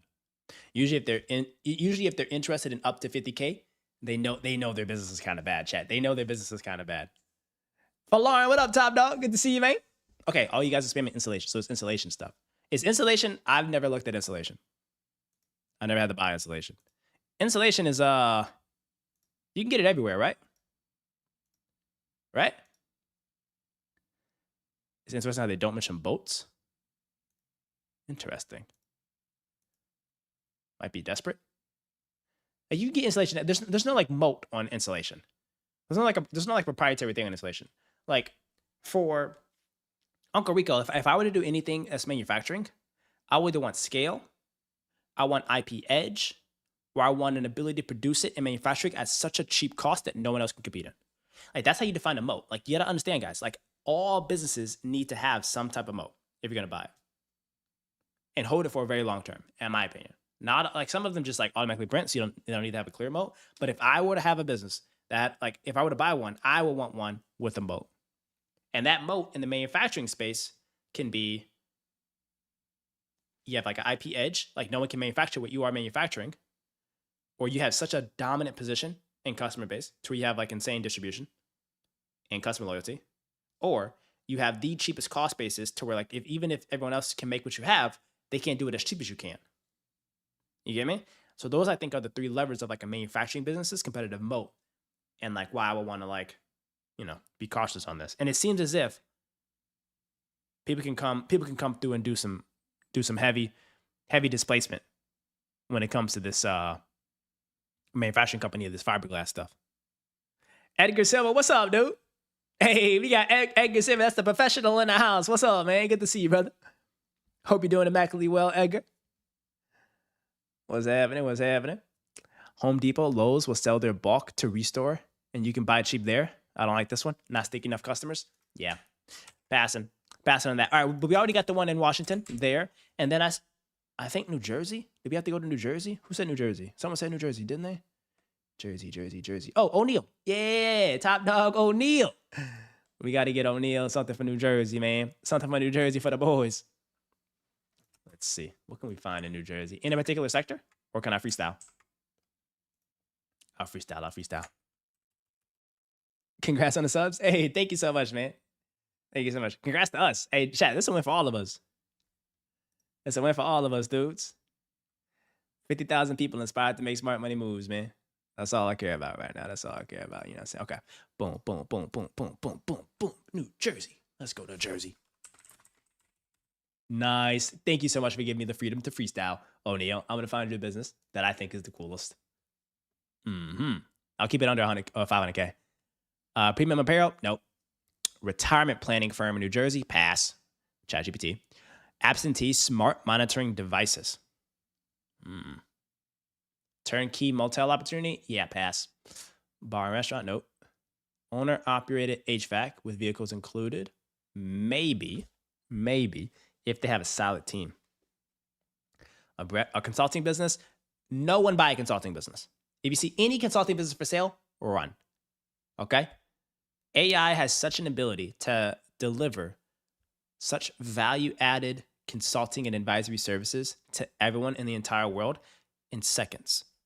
So don't buy one. If you're obsessed with consulting, just start one and just go absolutely nuts on the go-to-market and the marketing side, guys. You know? Ooh, a car wash. I haven't seen one. I haven't seen a car wash for sale in a minute. Like, what happened to the car washes? It used to be back in the day, like when I was in like high school and college, and I would check this site.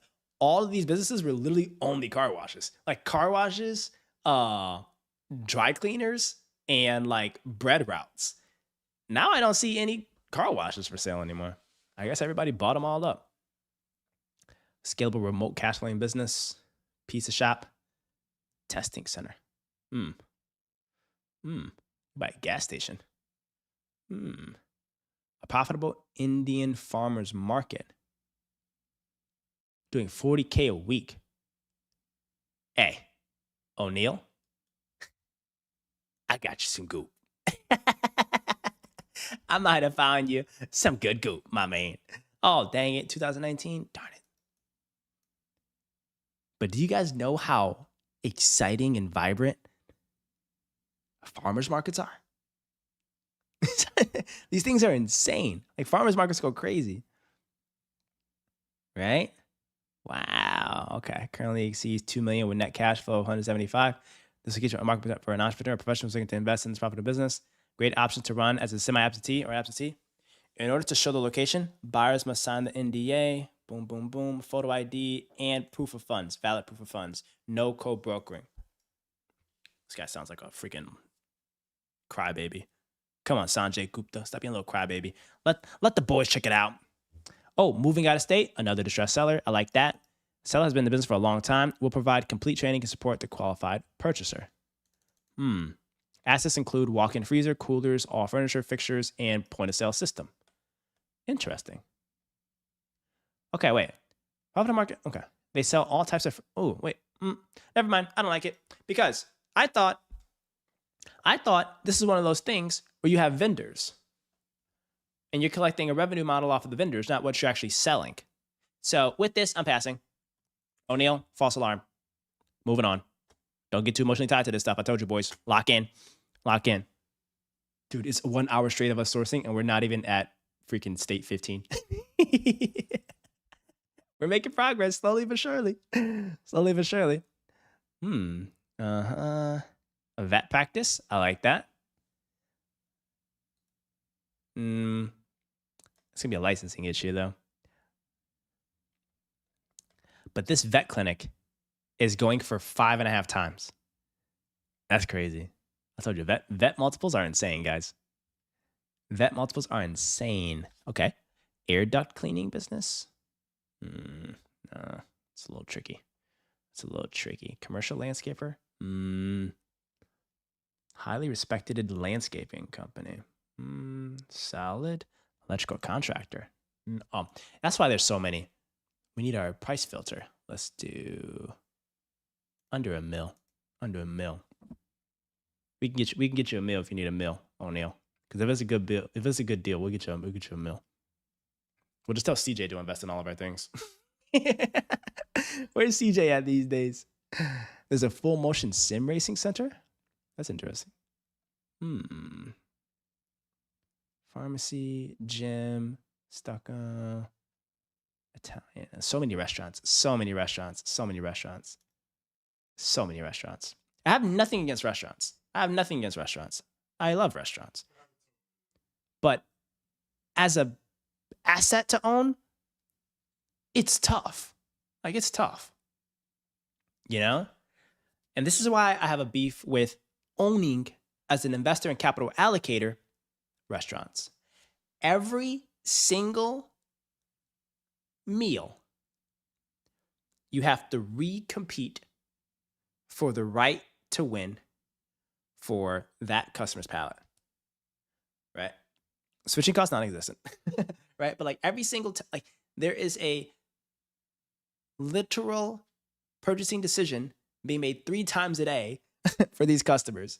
And it's like you're just one of many considerations every single day.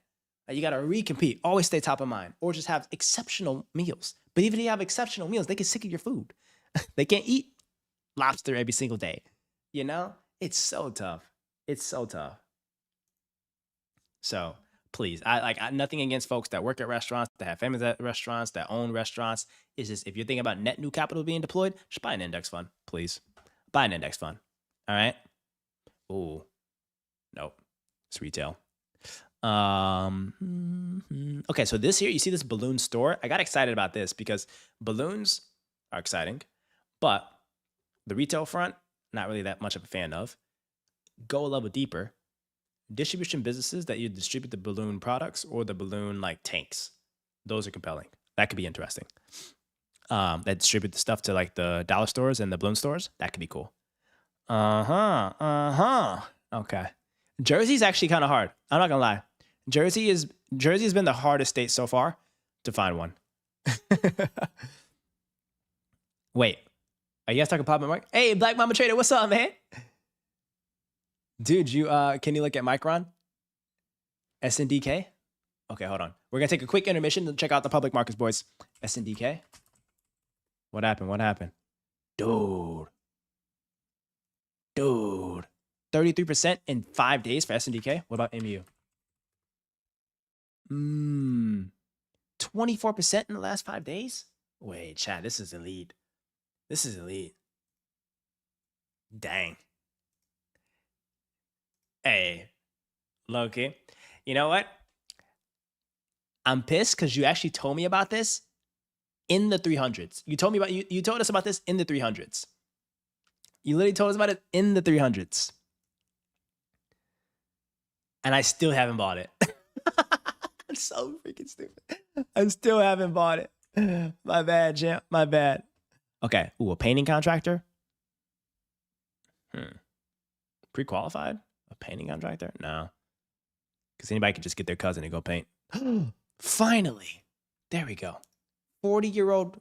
Please don't be a franchise. Please don't be a franchise. Great. Not great. Ugh. One employee. I got so excited. Pest control. 25% margins. Literally been around for 40 years. Oh, jeez. But then there's one employee. We're so chalked. Jersey might be chalked. Jersey might be just like Alaska. Jersey's got a lot of things going on, but not a lot of like good things going on. Like Jersey might be full of a lot of just like fluff. You feel me? I think we might be chalked. Moment to do a take private of Micron. We can't afford to do a take private of Micron. What the heck? That's huge, bro. Sebastian, what's up, man? The SCL legend. How you doing, kid? Cleaning businesses in Jersey. Dude, retail. We can't even find any business in Jersey that we like. We can't find any business in Jersey. Oh my goodness. Wait, hold on. Sebastian, you are the third Peruvian I talked to today. Wow. I'm keeping track of my Peruvians. The first Peruvian was this guy, WR. I don't want to say his name on stream.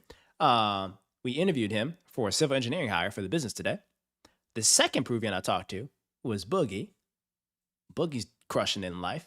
The third Peruvian is you. Bro, W Peru. Damn, bro, Peruvians, let's go. Dale, let's roll, man. Okay. Ooh. I think we're overexposed into the pet sector. I was going to say this, the dog care training and agility center, but we're overexposed. Giovanni, what's up? What's good, dude? Giovanni, the Miami legend. What's up, champ? How the heck you doing? Dude, Giovanni. Big things been happening, bro. We hit 2K in chat capital. 2K. Isn't that crazy? We're up 1% today in our portfolio. All right. You guys can own taxi business? Yeah, pass. Non-medical home care agency. Industrial coding? Maybe. School bus company for sale? Nope, don't do anything involving school buses, guys. Under contract? Nope. See, this is a good habit just to like be aware of what different niches are. Learning centers, pass. Parking lot maintenance and striping? That's good, but the multiple's weird. This multiple's weird. Dive in, profitable swimming pool business? That's a franchise. Dang it. Oh, Neil, what is happening with this, bro? Like, is there a crisis in Jersey or something? What is happening with these business owners in Jersey? Bro, what is happening with these business owners in Jersey? Why can't we find anything? Oh my God. Dudes. Property management? No. And I have nothing against Jersey, O'Neal. O'Neal, move to Florida. Bro, this is a sign. You need to get out of Jersey, bro. You gotta get out of Jersey. This is the 17th Philly cheesesteak company I've seen in freaking New Jersey. Bro, that's what's happening with the GDP here. Your entire GDP is being propped up by freaking sushi stalls and Philly cheesesteak companies. All right, let me shut up before like the mayor of Jersey watches this and I get freaking banned. All right, well, let's have a Saxon advisory. Now, play is, if you guys want to buy one of these, you could buy one of these, have the owner roll a bit of equity, and implement the AI thesis. That's good value creation. That is good value creation. They can be for people I'm not trying to buy. I've been trying to learn to what to look for when looking business. If I send you the links, can you review them on stream? Dude, yeah, put them all in the Discord, boys. Put them all in the Discord. Put them all in the Discord. Okay. I think this next page, we're going to find something. And also, when it's tough to find a good deal, you don't force yourself into buying a bad business. That's not what we do here. If there's no good private asset to purchase, we buy index funds. We buy America. Like you buy American cash flowing businesses, and that's index funds, okay? And none of these seem like they're going to give us the levered free cash flow yield that we could get better than an index fund. Like this upscale Italian deli sounds cool, lit, but not happening. Not happening. Automotive transmission.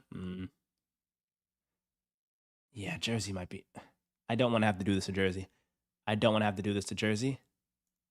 But it might be it. Dang it.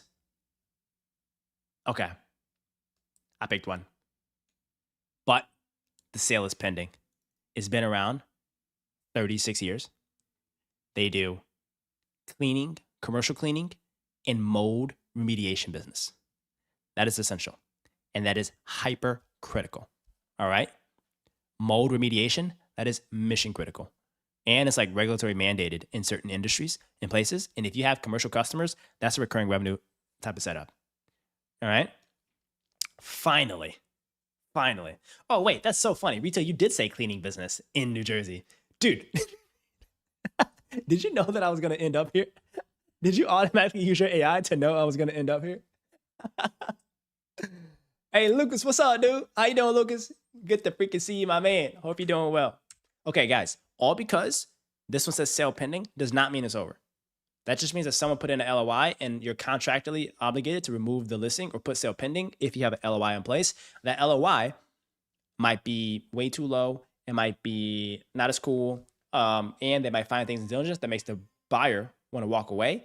And there's still a shot. There's still a big shot. So we're going to put this in the Jersey, boys. Put this in here for Jersey. All right.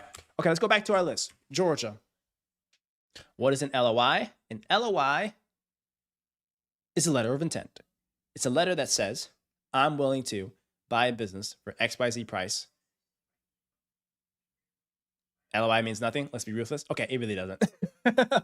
If it's non-binding, like people drop LOIs like they drop freaking, cough drops. You know what I'm saying?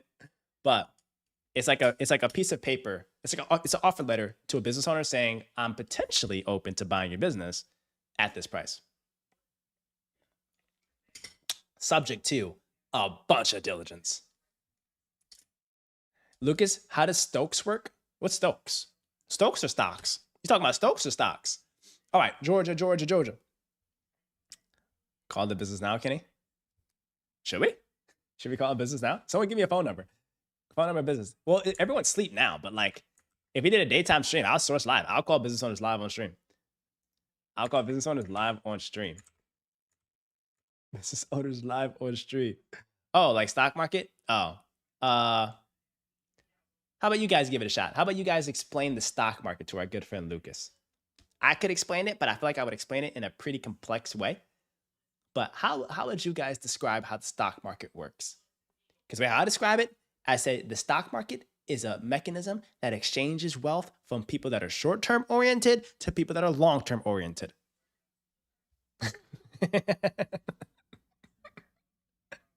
No, it's just like a big old party with people that want to buy things, meet people that want to sell things at an agreed upon price, and it just happens every second, all the time. Boom, boom, boom, boom, boom, boom, boom, boom, boom. And the price at which they agree on is derived from what happens in but how do they only grow? That's well, a lot of them fall. Well, how does the money grow? Hey, Dama and Sebastian, they got you. Guys, explain it to him in a way that gets him excited about the potential of investing. Wait, Rita, did you see that YouTube video of Bill Ackman doing like the Finance 101? I should put that in the chat, right, guys? Wait, are you guys in a Discord? Wait, Richard, should we put the Discord link in today? I'm actually down to put the Discord link in today. You guys have been mad chill. We haven't had any bad actors today. Everybody was like so chill today. You guys want the Discord link? Yay or nay? Press the like button if you want the Discord link. It costs nothing. Should we do Discord?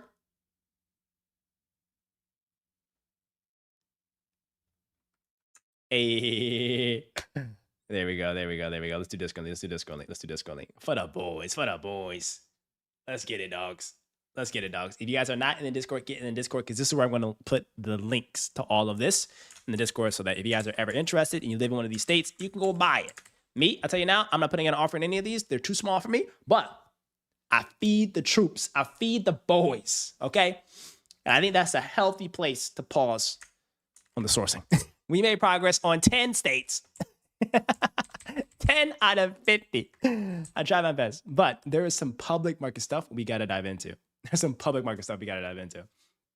So this is a question, Kenny. Is KKR Infra also considered OE? What's OE? OE. The KKR Infra team is pretty good. I like the Blackstone Infra team more. They do, like, their funds are larger. Like, KKR is like relatively new, not new, but like KKR is a flagship private equity business. Ooh. Kevin Warsh, Fed chair confirmation plan hits snag as expected. Nomination hearing is delayed. Okay. China factory prices are returning to growth after 3 years, beating expectations on surging oil prices. What? I don't know if you guys know this, but China might be back. Like, let's check KW. KWEB. Like, check the KWeb stock. I think that's the Chinese internet stocks. Oh, never mind. China Tech is not back. What is actually happening? Wait, Dama, you're about to submit your first LOI tomorrow? Do you think I should have an attorney do a final review prior to submission? I had both Claude and GPT review it. Did you prompt it well?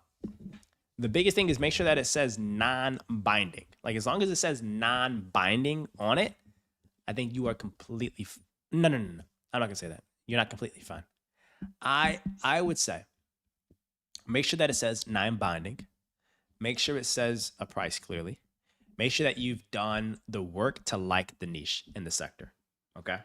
Like, make sure that the sector that you are playing ball in is a sector that you actually are interested in, you know? Like, you got to make sure that you are actually interested in it, because if you're not, it's tough. It's tough. Like, LOI is all about if you've picked the macro correctly and if you've developed a relationship with the owner, that you want to progress to give you the right to do some hardcore diligence post LOI. How does the second follow-up work? Like, am I allowed to do that, or we just negotiate from initial LOI? So usually in the small business acquisition world, you go from an LOI to a purchase agreement. The purchase agreement, that's the one that you absolutely need to have a lawyer look at it. If I were to provide a recommendation and you all were beginners, I would recommend, for your first deal ever, having a lawyer review your LOI, having a lawyer prepare your purchase agreement, and having immediately right after you submit the LOI and they accept it, the first thing you do is you hire a QOV provider, someone that's going to go in and do a proof of cash analysis and a quality of earnings analysis to ensure that the amount of cash flow that the business is generating is accurate based on how much cash actually went into the company's bank account every single year or every single month or quarter. All right, you need to do that exercise, understand, like, all right, if you take out all the owners' Netflix subscriptions, I don't know, like flights to Bogota or anything else that's like random, and look at simply business-oriented revenue, cost, capital expenditures, their interest payments, their taxes, changes in the net working capital, things like that, that is a very clear picture of the true free cash flow profile of the business, right? But you don't really get access to that kind of like intimate data until post LOI. What's XRP? My mate said it was good, but I don't know. Lucas, I want to show you something, mate.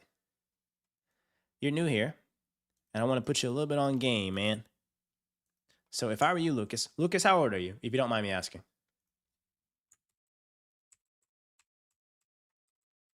Are you teen, 20s, 30s, 40s, 50s, 15?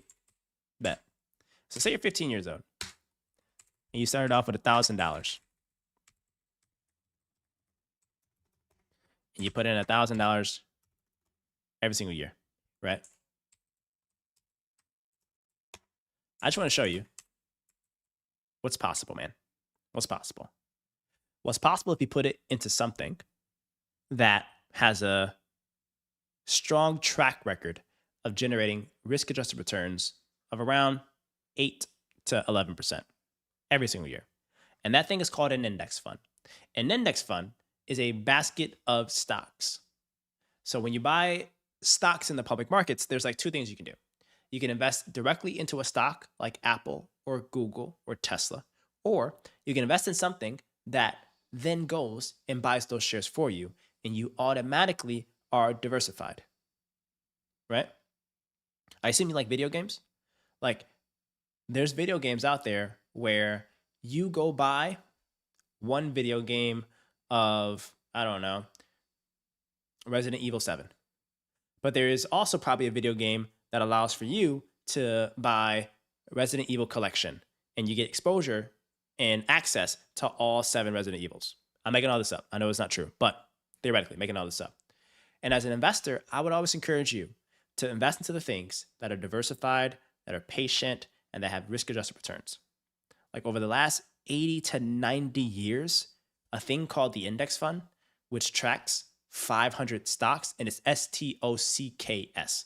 I don't know why you keep spelling it Stokes. All right. Do not go in school spelling stocks like Stokes. All right, Luke? Spell it. It's stocks. STOCKS. All right. And go buy an index fund that has exposure into the largest 500 companies in America.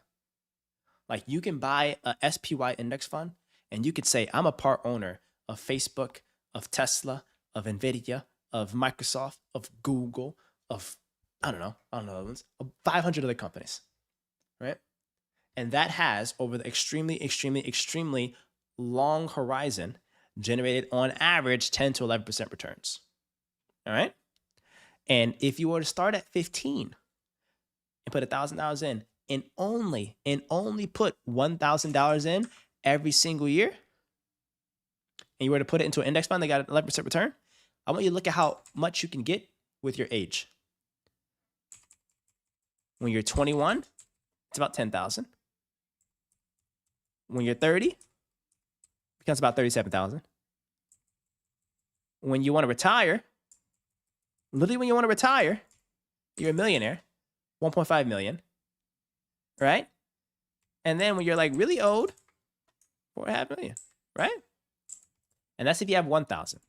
Let's assume you kick it up a notch to 5,000 when you're 18, or no, when you graduate college, right? Look how much you're going to have when you're retired.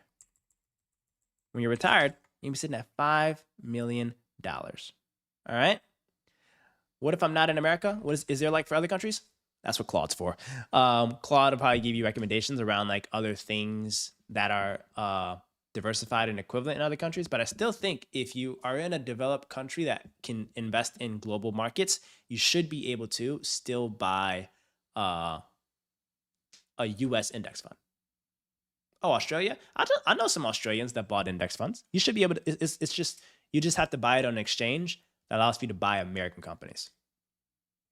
And I'm sure there's something out there that exists that allows you to buy American countries. And Dama says, watch Peter Lynch. Man, Peter Lynch, that guy's yesterday's news. The hottest guy on the block to watch right now is a dude called Warren Buffett. He's popping off, dude. Hey, Lucas, he's going so viral right now. This guy, Warren Buffett, you should look into him. Catch him before the wave fades away, Lucas. Catch this guy before the wave fades away. It's like he's like a low-key good guy, and like folks aren't hip to him yet.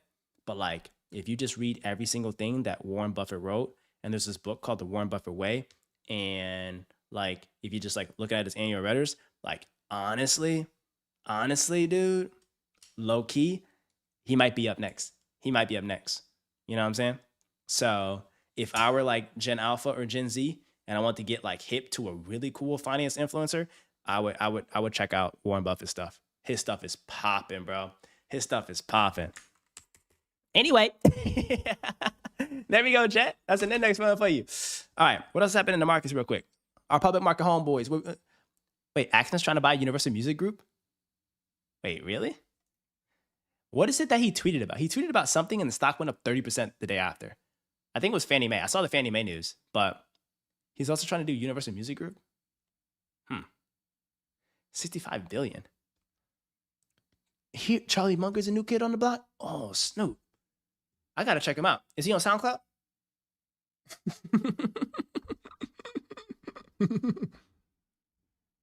Giovanni, did you listen to Buffett's latest track?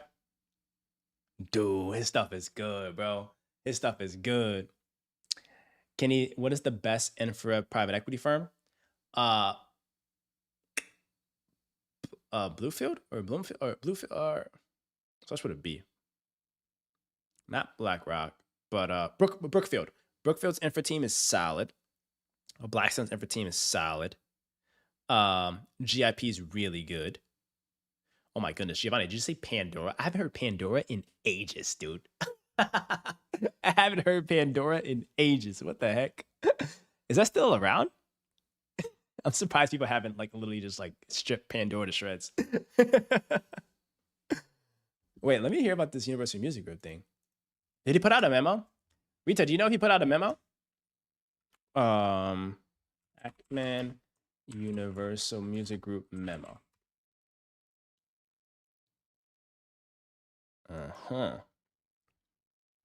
This is crazy. UMG shareholders will receive a per share. Boom, boom. The transaction will facilitate the cancellation of 17% of UMG shares outstanding while preserving the company's investment grade balance sheet. And they're gonna host a Q&A today. When was this? Oh, we missed it. It was like 2 days ago. Well, let's look at it on X, right? Let's see. I'll look this up over here because sometimes X goes crazy, chat. Sometimes X is inappropriate. Bill Ackman has been like extremely active on Twitter.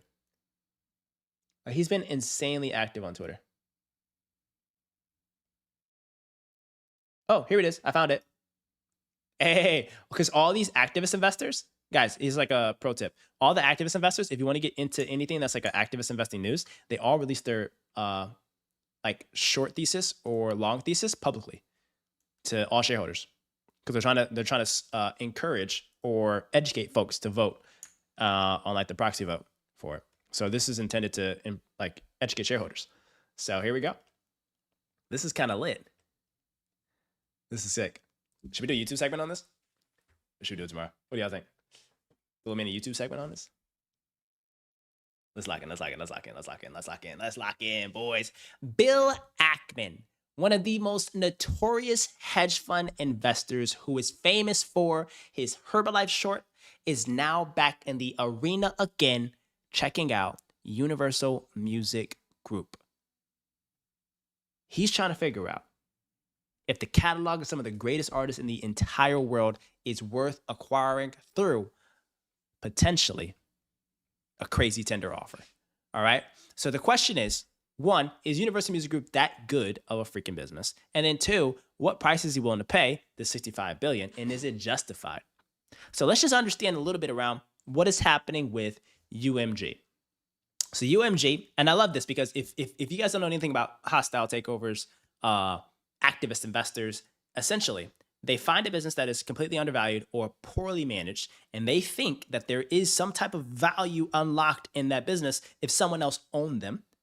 They then try to do a proxy or a vote or bring a bunch of attention to the name and what they're trying to do.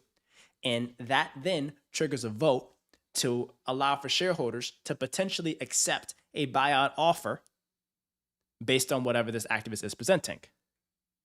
Oh my goodness, Sebastian says, UMG is a broken business, but it's not just the business, it's the whole industry. High risk. Ooh.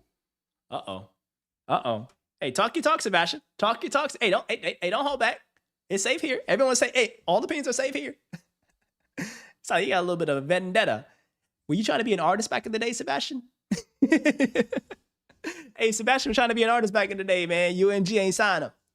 Hey, sign the chat capital. I'll tell you that. Hey, sign the chat capital, bro. All right. So let's try to understand what's happening with UMG. Since becoming a public company, UMG's revenues have grown by 60% and adjusted EBITDA has grown by 70% in approximately 4 years. Okay. Solid. Nice. Yet, their share price, their share price has declined substantially. All right. UMG's share price is down 39% from its peak 2 years ago and is down 32% from its listings than 4 years ago, despite strong revenue. Here we go. Big event here. Late 2024, early 2025. Pershing shares sold some of its stake. Bill Ackman left the board. And as soon as Bill Ackman left the board, the company went up. Boom. They pulled the US listing. They focused on the European listing. And they did a $500 million buyback program. And the business is trading near its lowest valuation ever. Since 2021, which was like peak here. Since 2021, the business has literally collapsed its EV to EBITDA multiple. Or not EV to EBITDA, their PE. All right. From a high of around 37 times forward price to earnings ratio, all the way down to 15.6 times. Dang. Hey, Boogie's like, sign a 360 deal with Chad Capital. Hey, that's facts. Sebastian says, not really. I'm Peruvian. We play soccer. You wouldn't pay more than 8x for PE? Dang, that's harsh. That's harsh. But they have a stake in Spotify. That's attractive. All right. This is what Pershing Square, Bill Ackman, and like I said, guys, he's a billionaire hedge fund investor. This guy's really freaking smart. He's made a bunch of really good plays. And he's made some plays that didn't work out too well. But more times than not, he's made a lot of plays that worked out really well. But here's his investment thesis as to why the stock has collapsed and valuations have really went in half over the last 5-6 years. Number one, uncertainty concerning Bolloré Group's 18% stake in the company. The question behind that is like, why are they investors? What contribution are they adding? And what are they doing? The second, the postponement of the US listing, okay? The underutilization of their balance sheet, which has led to reduced returns on equity, aka they're sitting with cash on the balance sheet, or they have accessible debt or cheap debt on the balance sheet that they're doing nothing with. Like, it's one thing to have cash in your balance sheet, but it's another thing to have cash in the balance sheet that you're not using to hire people, to invest in marketing, to do acquisitions, or to pay back to shareholders. Like, it's like an idle, broken, like silly balance sheet play. You know what I mean? Now, the absence of a publicly disclosed capital allocation plan and earnings algorithm. All right, I agree with that. The lack of investor credit in UMG's valuation for the $2.7 billion stake in Spotify, and suboptimal shareholder investor relations, communication, and engagement. That sounds petty. That sounds petty. Let's say that again. A suboptimal shareholder investor relations, communications, and engagement. Dang. All right. So they are looking at buying this for, all right, here we go. They want to list it on the US exchange. So they want to buy it and then list it on the US exchange. Each UMG share will have the opportunity to receive €5 and 0.7. Okay. Give me the numbers. Transaction provides $9.4 billion of cash consideration. Boom, boom, boom. From the sale of UMG stake in Spotify. New UMG will be a Nevada corp. The transaction can be completed by year end with the support of UMG's board and 2/3 of its shareholders in attendance at a meeting. Okay. Jeez. Now, this is where it gets a little complex. Let's try to figure this out. Well, one share of Universal Music Group, people are going to get cash for their share, plus shares of the new UMG, and that's going to be like the total valuation, total consideration. The post-transaction visualization, Spark, SPARC, Spark, will become new UMG as a U.S. domiciled and U.S. listed public company. Hey, Sasani, what's up, top dog? Thank you for subbing on YouTube. Hope you're doing immaculately well. We're learning about Universal Music Group and activist investing. All right. So the Spark Consortium plus those that want to roll over are going to be put into the new UMG that's going to own 100% of Universal Music Group. And their operating companies are going to be UMG US entity and then the Netherlands entity.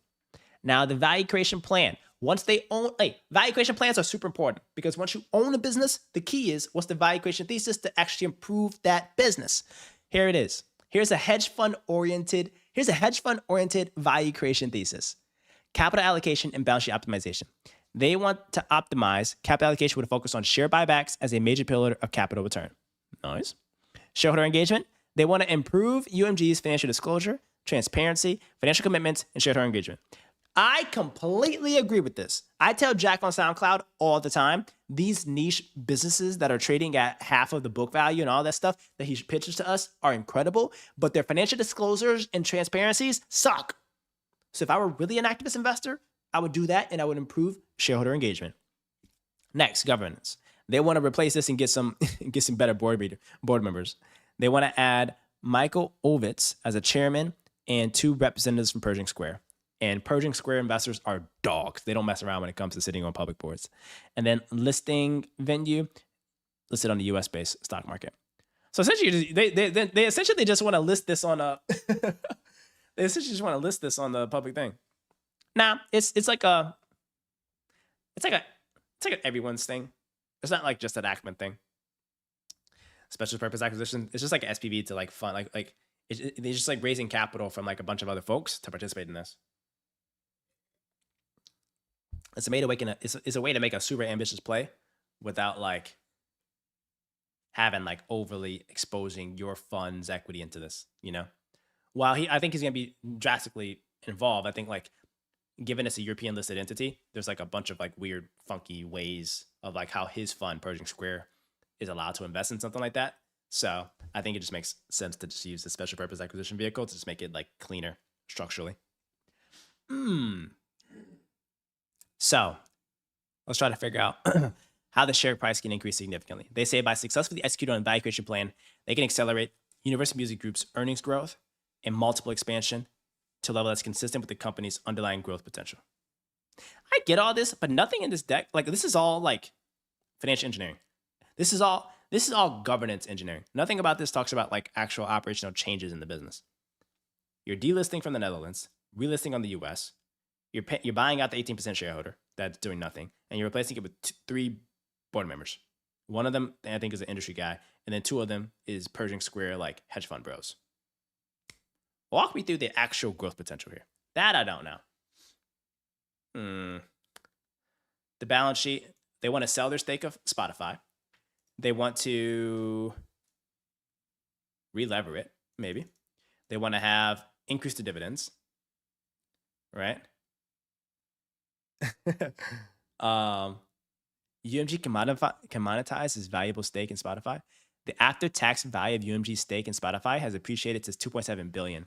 After the artist share, the value of UMG's stake is at least $1.5 billion. Nice. Okay. Underutilized balance sheet. WMG is levered at 2.5 times, and Universal Music Group. Okay, so essentially, Ovitz was Disney before Iger. Oh, okay, that's good. That's solid. Because the guy's network is probably insane. Michael Ovitz's network is probably insane. But at a peak market value, I don't know if I agree with this so far. Like right now, everything that Ackman is saying, I low-key don't agree with it. I don't agree with it. Like you want to delist, relist, buy out a shareholder, put 3 board members on, re-lever up a business by 2.5 times, right? At peak valuations. Like he's doing all this at like peak valuations. Well, it's like, no, not really, because the stock is cheap for UMG, right? The stock is super, super, super cheap. The stock is super cheap. But I don't know. Like, it's like, I don't like this thesis. Like Warner Music Group versus Universal Music Group. Trying to get to that leverage profile. That's dangerous. A lot could go wrong.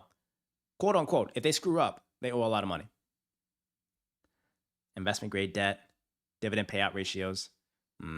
Is there anything operationally about this? Shareholder engagement. Okay, so apparently they're pissed. Who is on? Oh, the guy's 80 years old, by the way. Yeah, he's adding no value. All right, all right, yo, who was on the? Oh, and Bill Ackman, if you're watching, I love the work that you do. I'm super inspired by you. I'm just presenting my opposing thoughts on your thesis, which you encourage us to do as investors. Okay, so I'm just studying your playbook, homie. Don't be mad at me.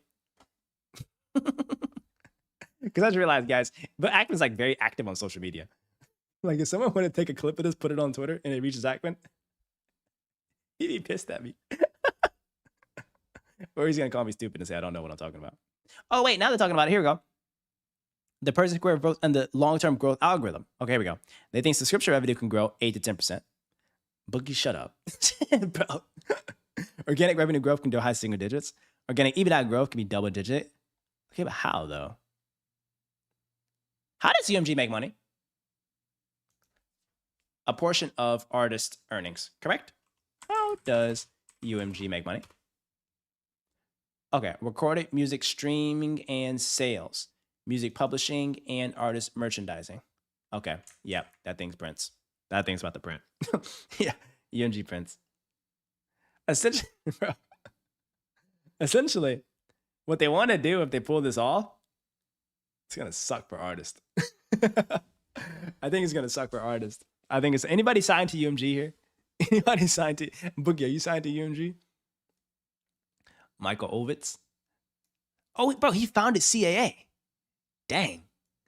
And founded Broad Beach Ventures. Former president of Walt Disney. Built and sold Hollywood Studios. Nice.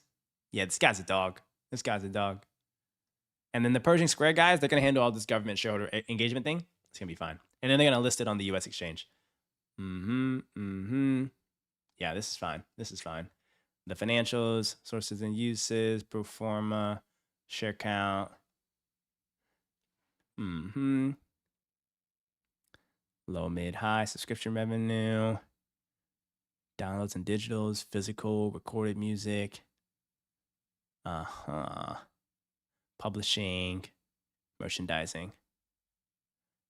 So this is why they think they can have mid to high 20s adjusted EBITDA margins by 2031.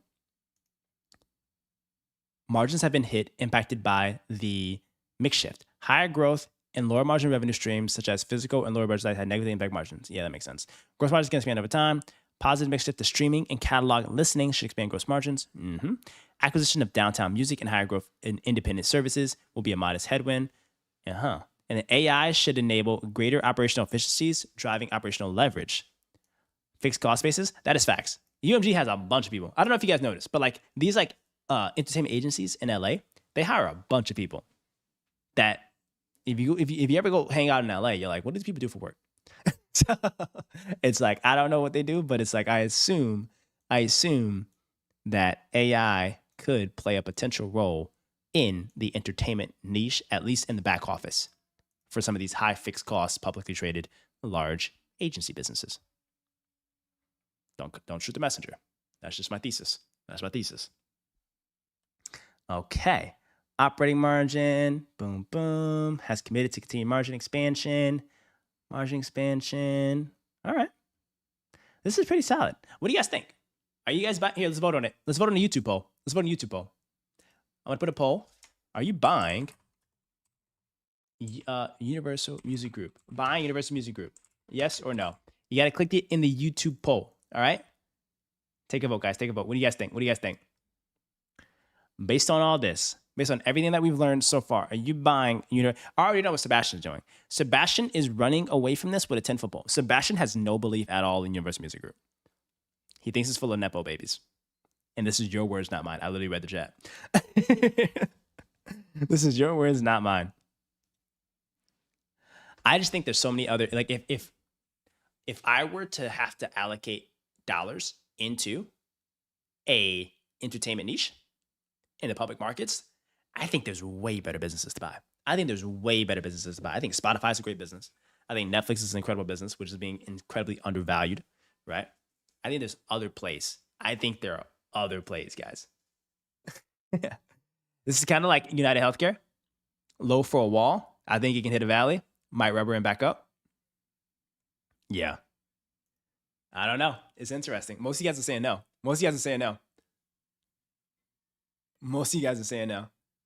Value creation plan would create immense value for all shareholders. Sort of value by then. And he thinks he can do a 5x on this. Dang. All right. A little 5x on this. Let's look at the chart. Here's the chart, guys. Here is the chart. It's down 5% today. Jeez. It's down 18% in the last year. 20% in the last 5 years. Stock's been doing nothing, guys. Stock's been doing nothing. Chad is smart for saying no. All right. Low key, Sebastian's fighting hard for chat. But it seems as if we got our answer, chat. We're passing on Universal Music Group. But it was a compelling analysis and really fun to learn about it, how Bill Ackman truly feels about this. But I actually, if I had to vote, they don't even let me vote on this. If I had to vote, I'm passing on this. I think there's better allocation of dollars, at least for me. I think there's more exciting themes to look at. If anything, I'm buying something like this. I'm buying our trucker stops.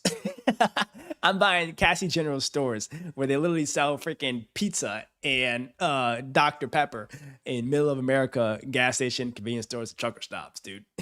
That's not going away nowhere. No one's doing that. You know what I'm saying? Or I'm buying something like this, which is deeply undervalued. I'm buying something like Clorox. Clorox wipes, baby. Clorox wipes, baby. It's down 23%. Why is it that something that cleans almost all toilet bowls in America, why is it that it's down 23% and 40% in the last 5 years? What do y'all put in y'all toilet bowls? You know? Look at this. I think this has potential. I think this is like one of those like unrational dislocations in a cockroach. And for a value investor like me, I think there's something to be said here, potentially. But granted, this was a COVID bump. This right here, this is a COVID bump. This is way unjustified. This is unjustified, you know? But I think we are mostly aligned on not really entertaining too much of this UMG activist play. All right? Hey, if you guys missed that, I'm gonna put that on the YouTube second channel, Kenny Finance Live channel, y'all. That's the that was the Kenny Finance Live segment. But UMG. I like it how we have our two-channel approach. I like how we have a two-channel show. The main channel is for all of our like our deep private equity, long forms, boring business type of setups. And then the Kenny Finance Live channel that just came out, that's where we put all of our like fun, like finance nerd, public market points of views. What's PRDO? Midas the Alchemist, late to the stream. Hey, you gotta show up to class, man, on time, twin. You gotta show up to class on time, dude. PRDO has no debt, clean leverage. What do they do? I love how you guys put these tickers in the chat as if I know what every single ticker does in the world. PRDO. PRDO. But they're an ed tech company, right? Public company that owns 5 for-profit universities in the United States. Wait, actually, I like this name. Do they own trade schools? Do they own trade schools? The only issue is there's a huge student loan debt crisis, and a lot of these for-profit colleges and universities are having students graduate with a lot amount of debt, and that is getting a lot of political and regulatory attention. And one bad rule change in terms of like tuition rates or anything can wipe out these businesses completely. So that's one red flag. The second red flag is it's a competitive niche. Like, it's a pretty competitive niche. Like, there's Lincoln International, there's other ones. Like, if I were to do a education business, I would buy a privately funded education business providing workforce training for like blue collar jobs, where either the people pay it directly and it's not Title IV funded, or you're paid by the employers because they pay you when they match with a candidate that is then successfully hired. You get me? Colorado Tech. And you also got to look at like what the underlying discipline is of these schools. Like Coding Dojo. This should be written down to 0. This is a coding school. Like, you heard of Claude Code? Digital crafts and also software development type of thing. Claude Code, you know? Hippo Education. I don't know what this is. What's Hippo Education? Oh, this is for... Oh, interesting. Okay. These are for some of the trades. Like in EdTech and educational services, there's things called...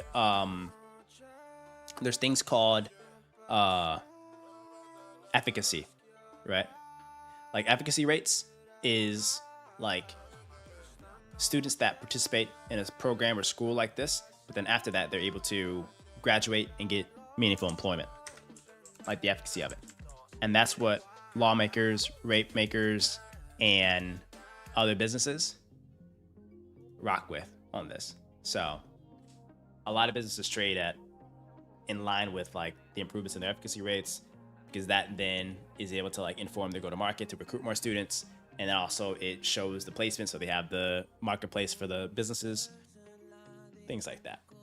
But pure play schools, it's hard. And first of all, who wants to go to school anymore? Bro, if I'm 18, bro, I'm opening up Claude Code and I'm vibe coding something every day till I hit $1 billion. Right? So like the concept of school is just like really difficult these days. You know? So the fact that they own Class Dojo and Digital Crafts, that's a pass for me. And these are all probably evenly divided, like 10% each of the revenue. That means like 40-30% of the revenue. Chalk by Claude Code, twins. What else I got? Hey, keep bringing it. BBWI. Oh, Bath and Body Works. Oh, how's that doing? Ooh, I might be undervalued a little bit. Wow, this is scary. Look at this. What's this crazy? This is actually insane. Now, this is a roller coaster of a ride. Imagine owning the stock and it went down 90%. Wait, let's pull up a 10K. We haven't looked at the 10K today. We do a 10K a day, remember? Let's look at this 10K. While the stock chart shows us one thing, the 10K shows us a lot. Let's see.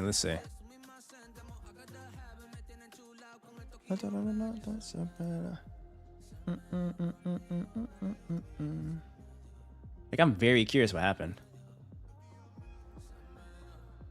Let's see, 10K. Not much else. 40% decrease in the last 52 weeks. Dang. LYB is the largest licensor of polyethylene and polypropylene technologies. Whoa.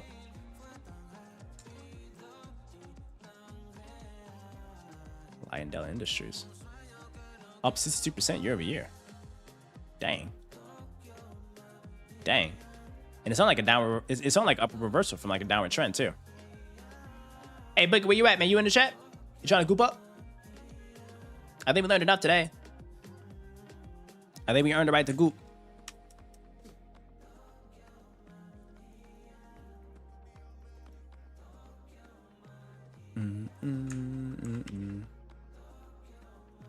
Okay, I want to see this Bath and Body Works thing. I did not know Bath and Body Works was like down this bad. I had no clue what was going on. I should have known. I ain't never been to a Bath and Body Works and I had to wait in line. Right? Well, they're growing the store count. Closing some underperforming ones. All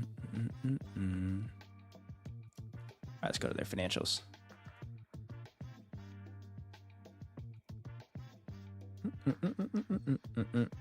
Revenue has literally been flat since 2023.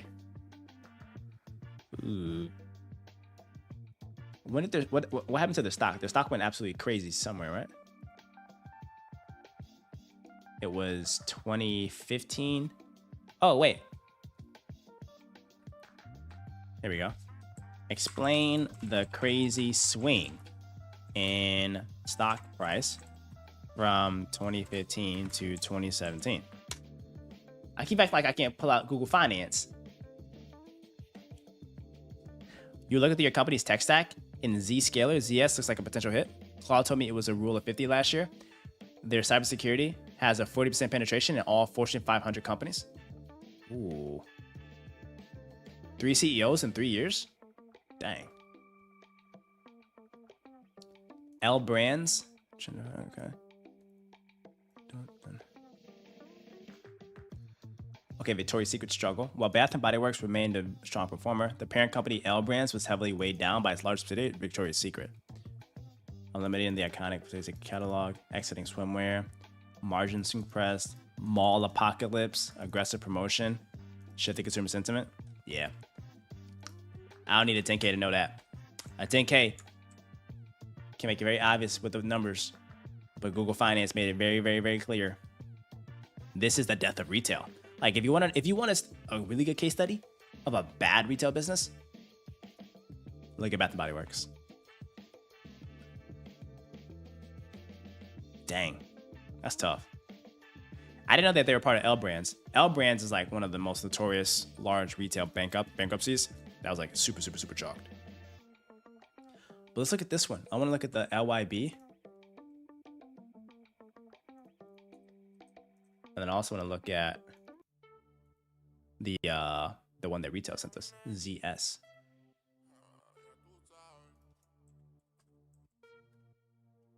Dang, it's down 11% today. What happened today, though? I was thinking of taking the business as a take private restructuring opportunity. I am not investing with you. Like, what do you like? You can take it private. What do you do with it once you own it? And then who do you sell it to? Like, when you buy a business, always think about who the logical next buyer of your asset is, you know? And what you're able to accomplish with it. Okay, I assume this is a broader software company. Oh, they do. Okay, cloud security. Wait, retail. Do you guys have an MSP in your company? What MSP do you guys use?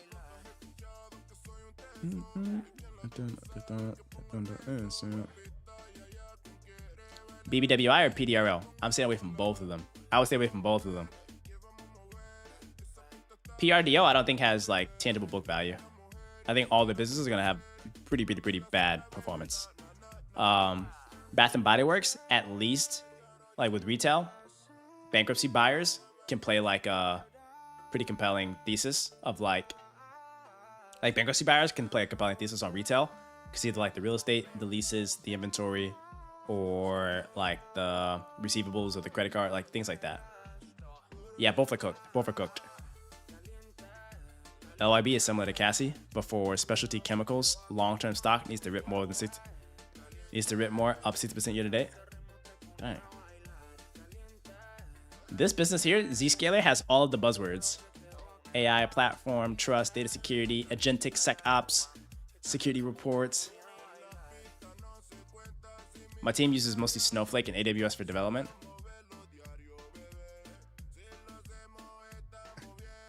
Let's find a potential take private. That would be a good stream. Finding a take private.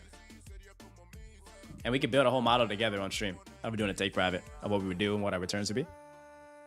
That's what big private equity does most of the time. Like Blackstone's, Apollo's, like their funds are so large that they have no choice but to do take privates to public companies. You know? So I think we can rock with that. Hold on, chat. For those that missed it at the beginning, I want to play this song I liked. Hold on, chat. I want to play this song that I liked. It was I'll play it for you guys. Literally, in this 2-hour stream, my brain has expanded 17%. Literally 17%, chat. We've learned so freaking much in such a quick time span. Oh my goodness. This is nuts. But it's daily deposits, boys. That's how we rock, man. That's how we get smarter. All right, y'all gotta listen. Y'all listen. And if you guys like the song, get a special like button. If you don't like the song, leave.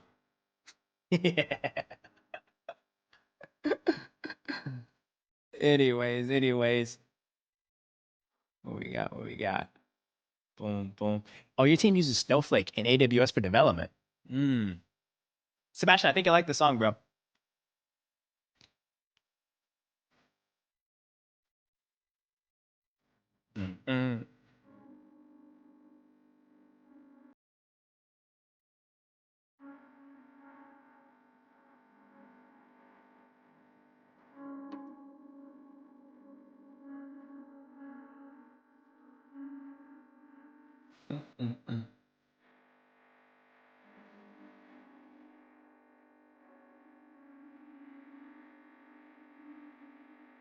So good.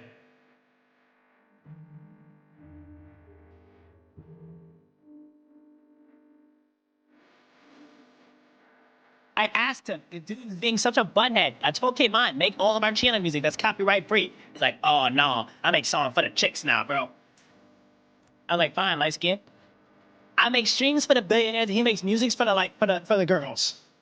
I'm like, there's a complete disconnect in our audiences, Kmon.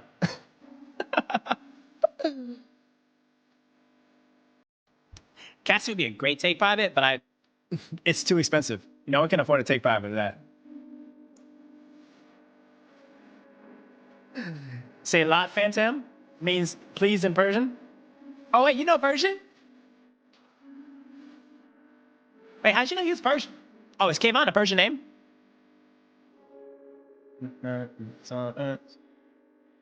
Oh, you're Persian? Hey, W Persians.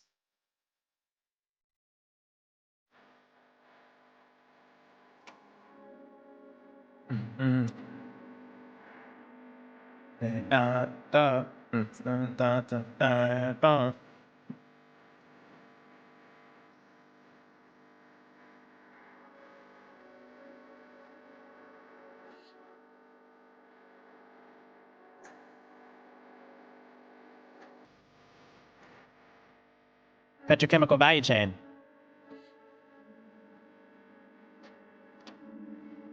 Large processing plants that convert large volumes of liquid and gaseous hydrocarbon feedstocks into plastic resins.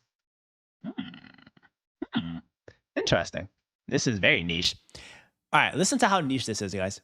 We participate globally across the petrochemical value chain and are an industry leader in many of our product lines. Our chemicals businesses consist primarily of large processing plants that convert large volumes of liquid and gaseous hydrocarbon feedstocks into plastic resins and other chemicals. Our chemical products tend to be basic building blocks for other chemicals and plastics. Our plastic products are used in large volumes as well as smaller specialty applications.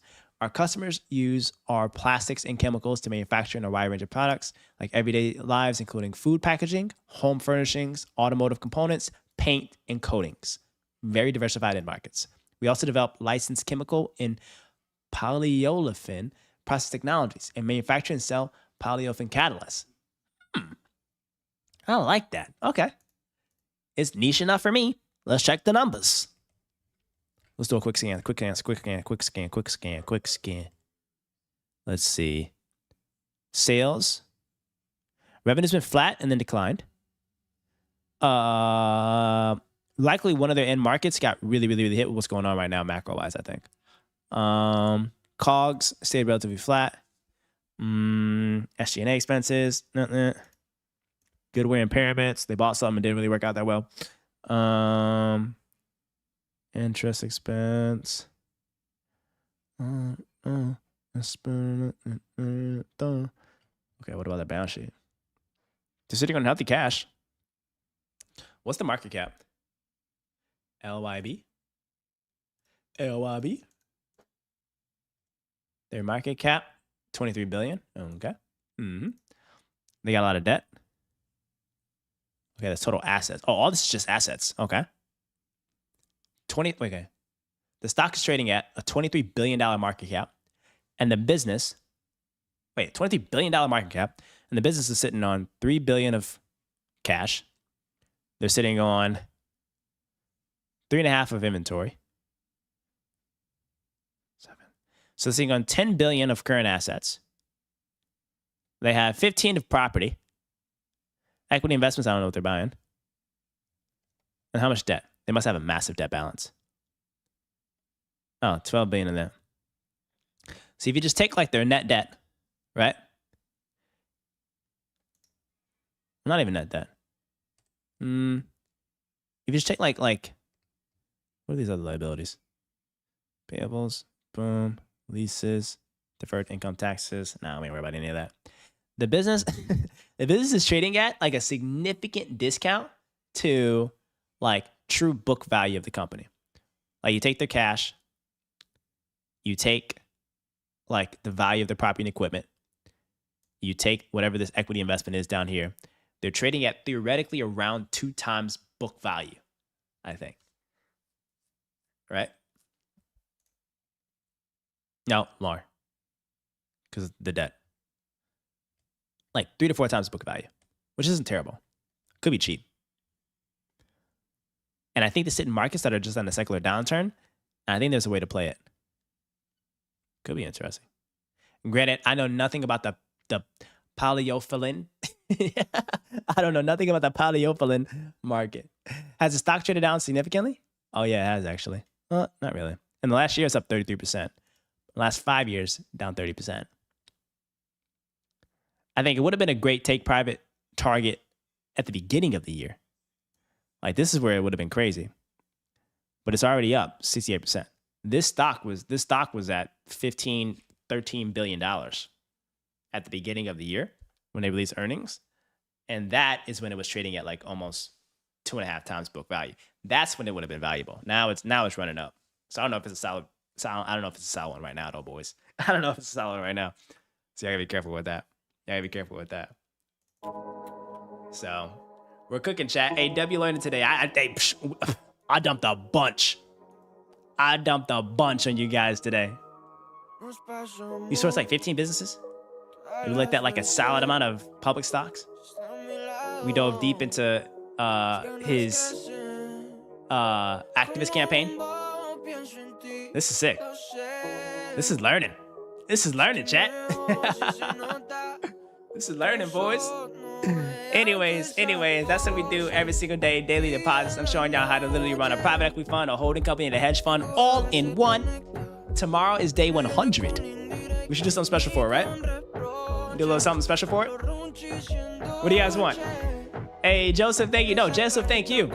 You showed up early. You've been here the whole time. Thank you for your time. Thank you for hanging out with us. I appreciate you. Tomorrow is day 100. What should we do, guys? Should we do like an IRL stream? Should we do a Boogie stream? Because Boogie's in LA. We can go see Boogie in LA. What should we do? Should we do a dinner stream? Day 100? Something. So we'll do something. So take private LEO analysis. Hey, that's right. Instead of trying to go out and do all that stuff, we can literally sit back, lock in, and source some businesses, do some analysis.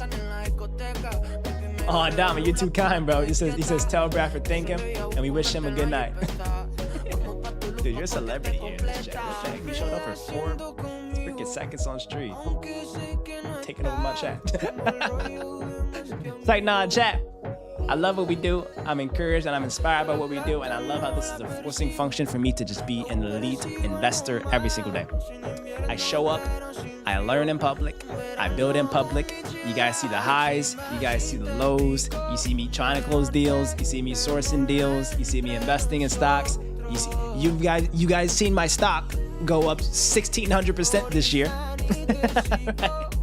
And you've seen some of my other assets, like Clorox, go down 30%. You see it all, boys and girls. I gotta say boys and girls, because we got girls in the chat too.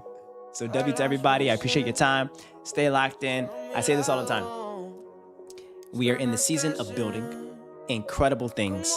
And I am not joking when I say I'm about to go on a run of a lifetime.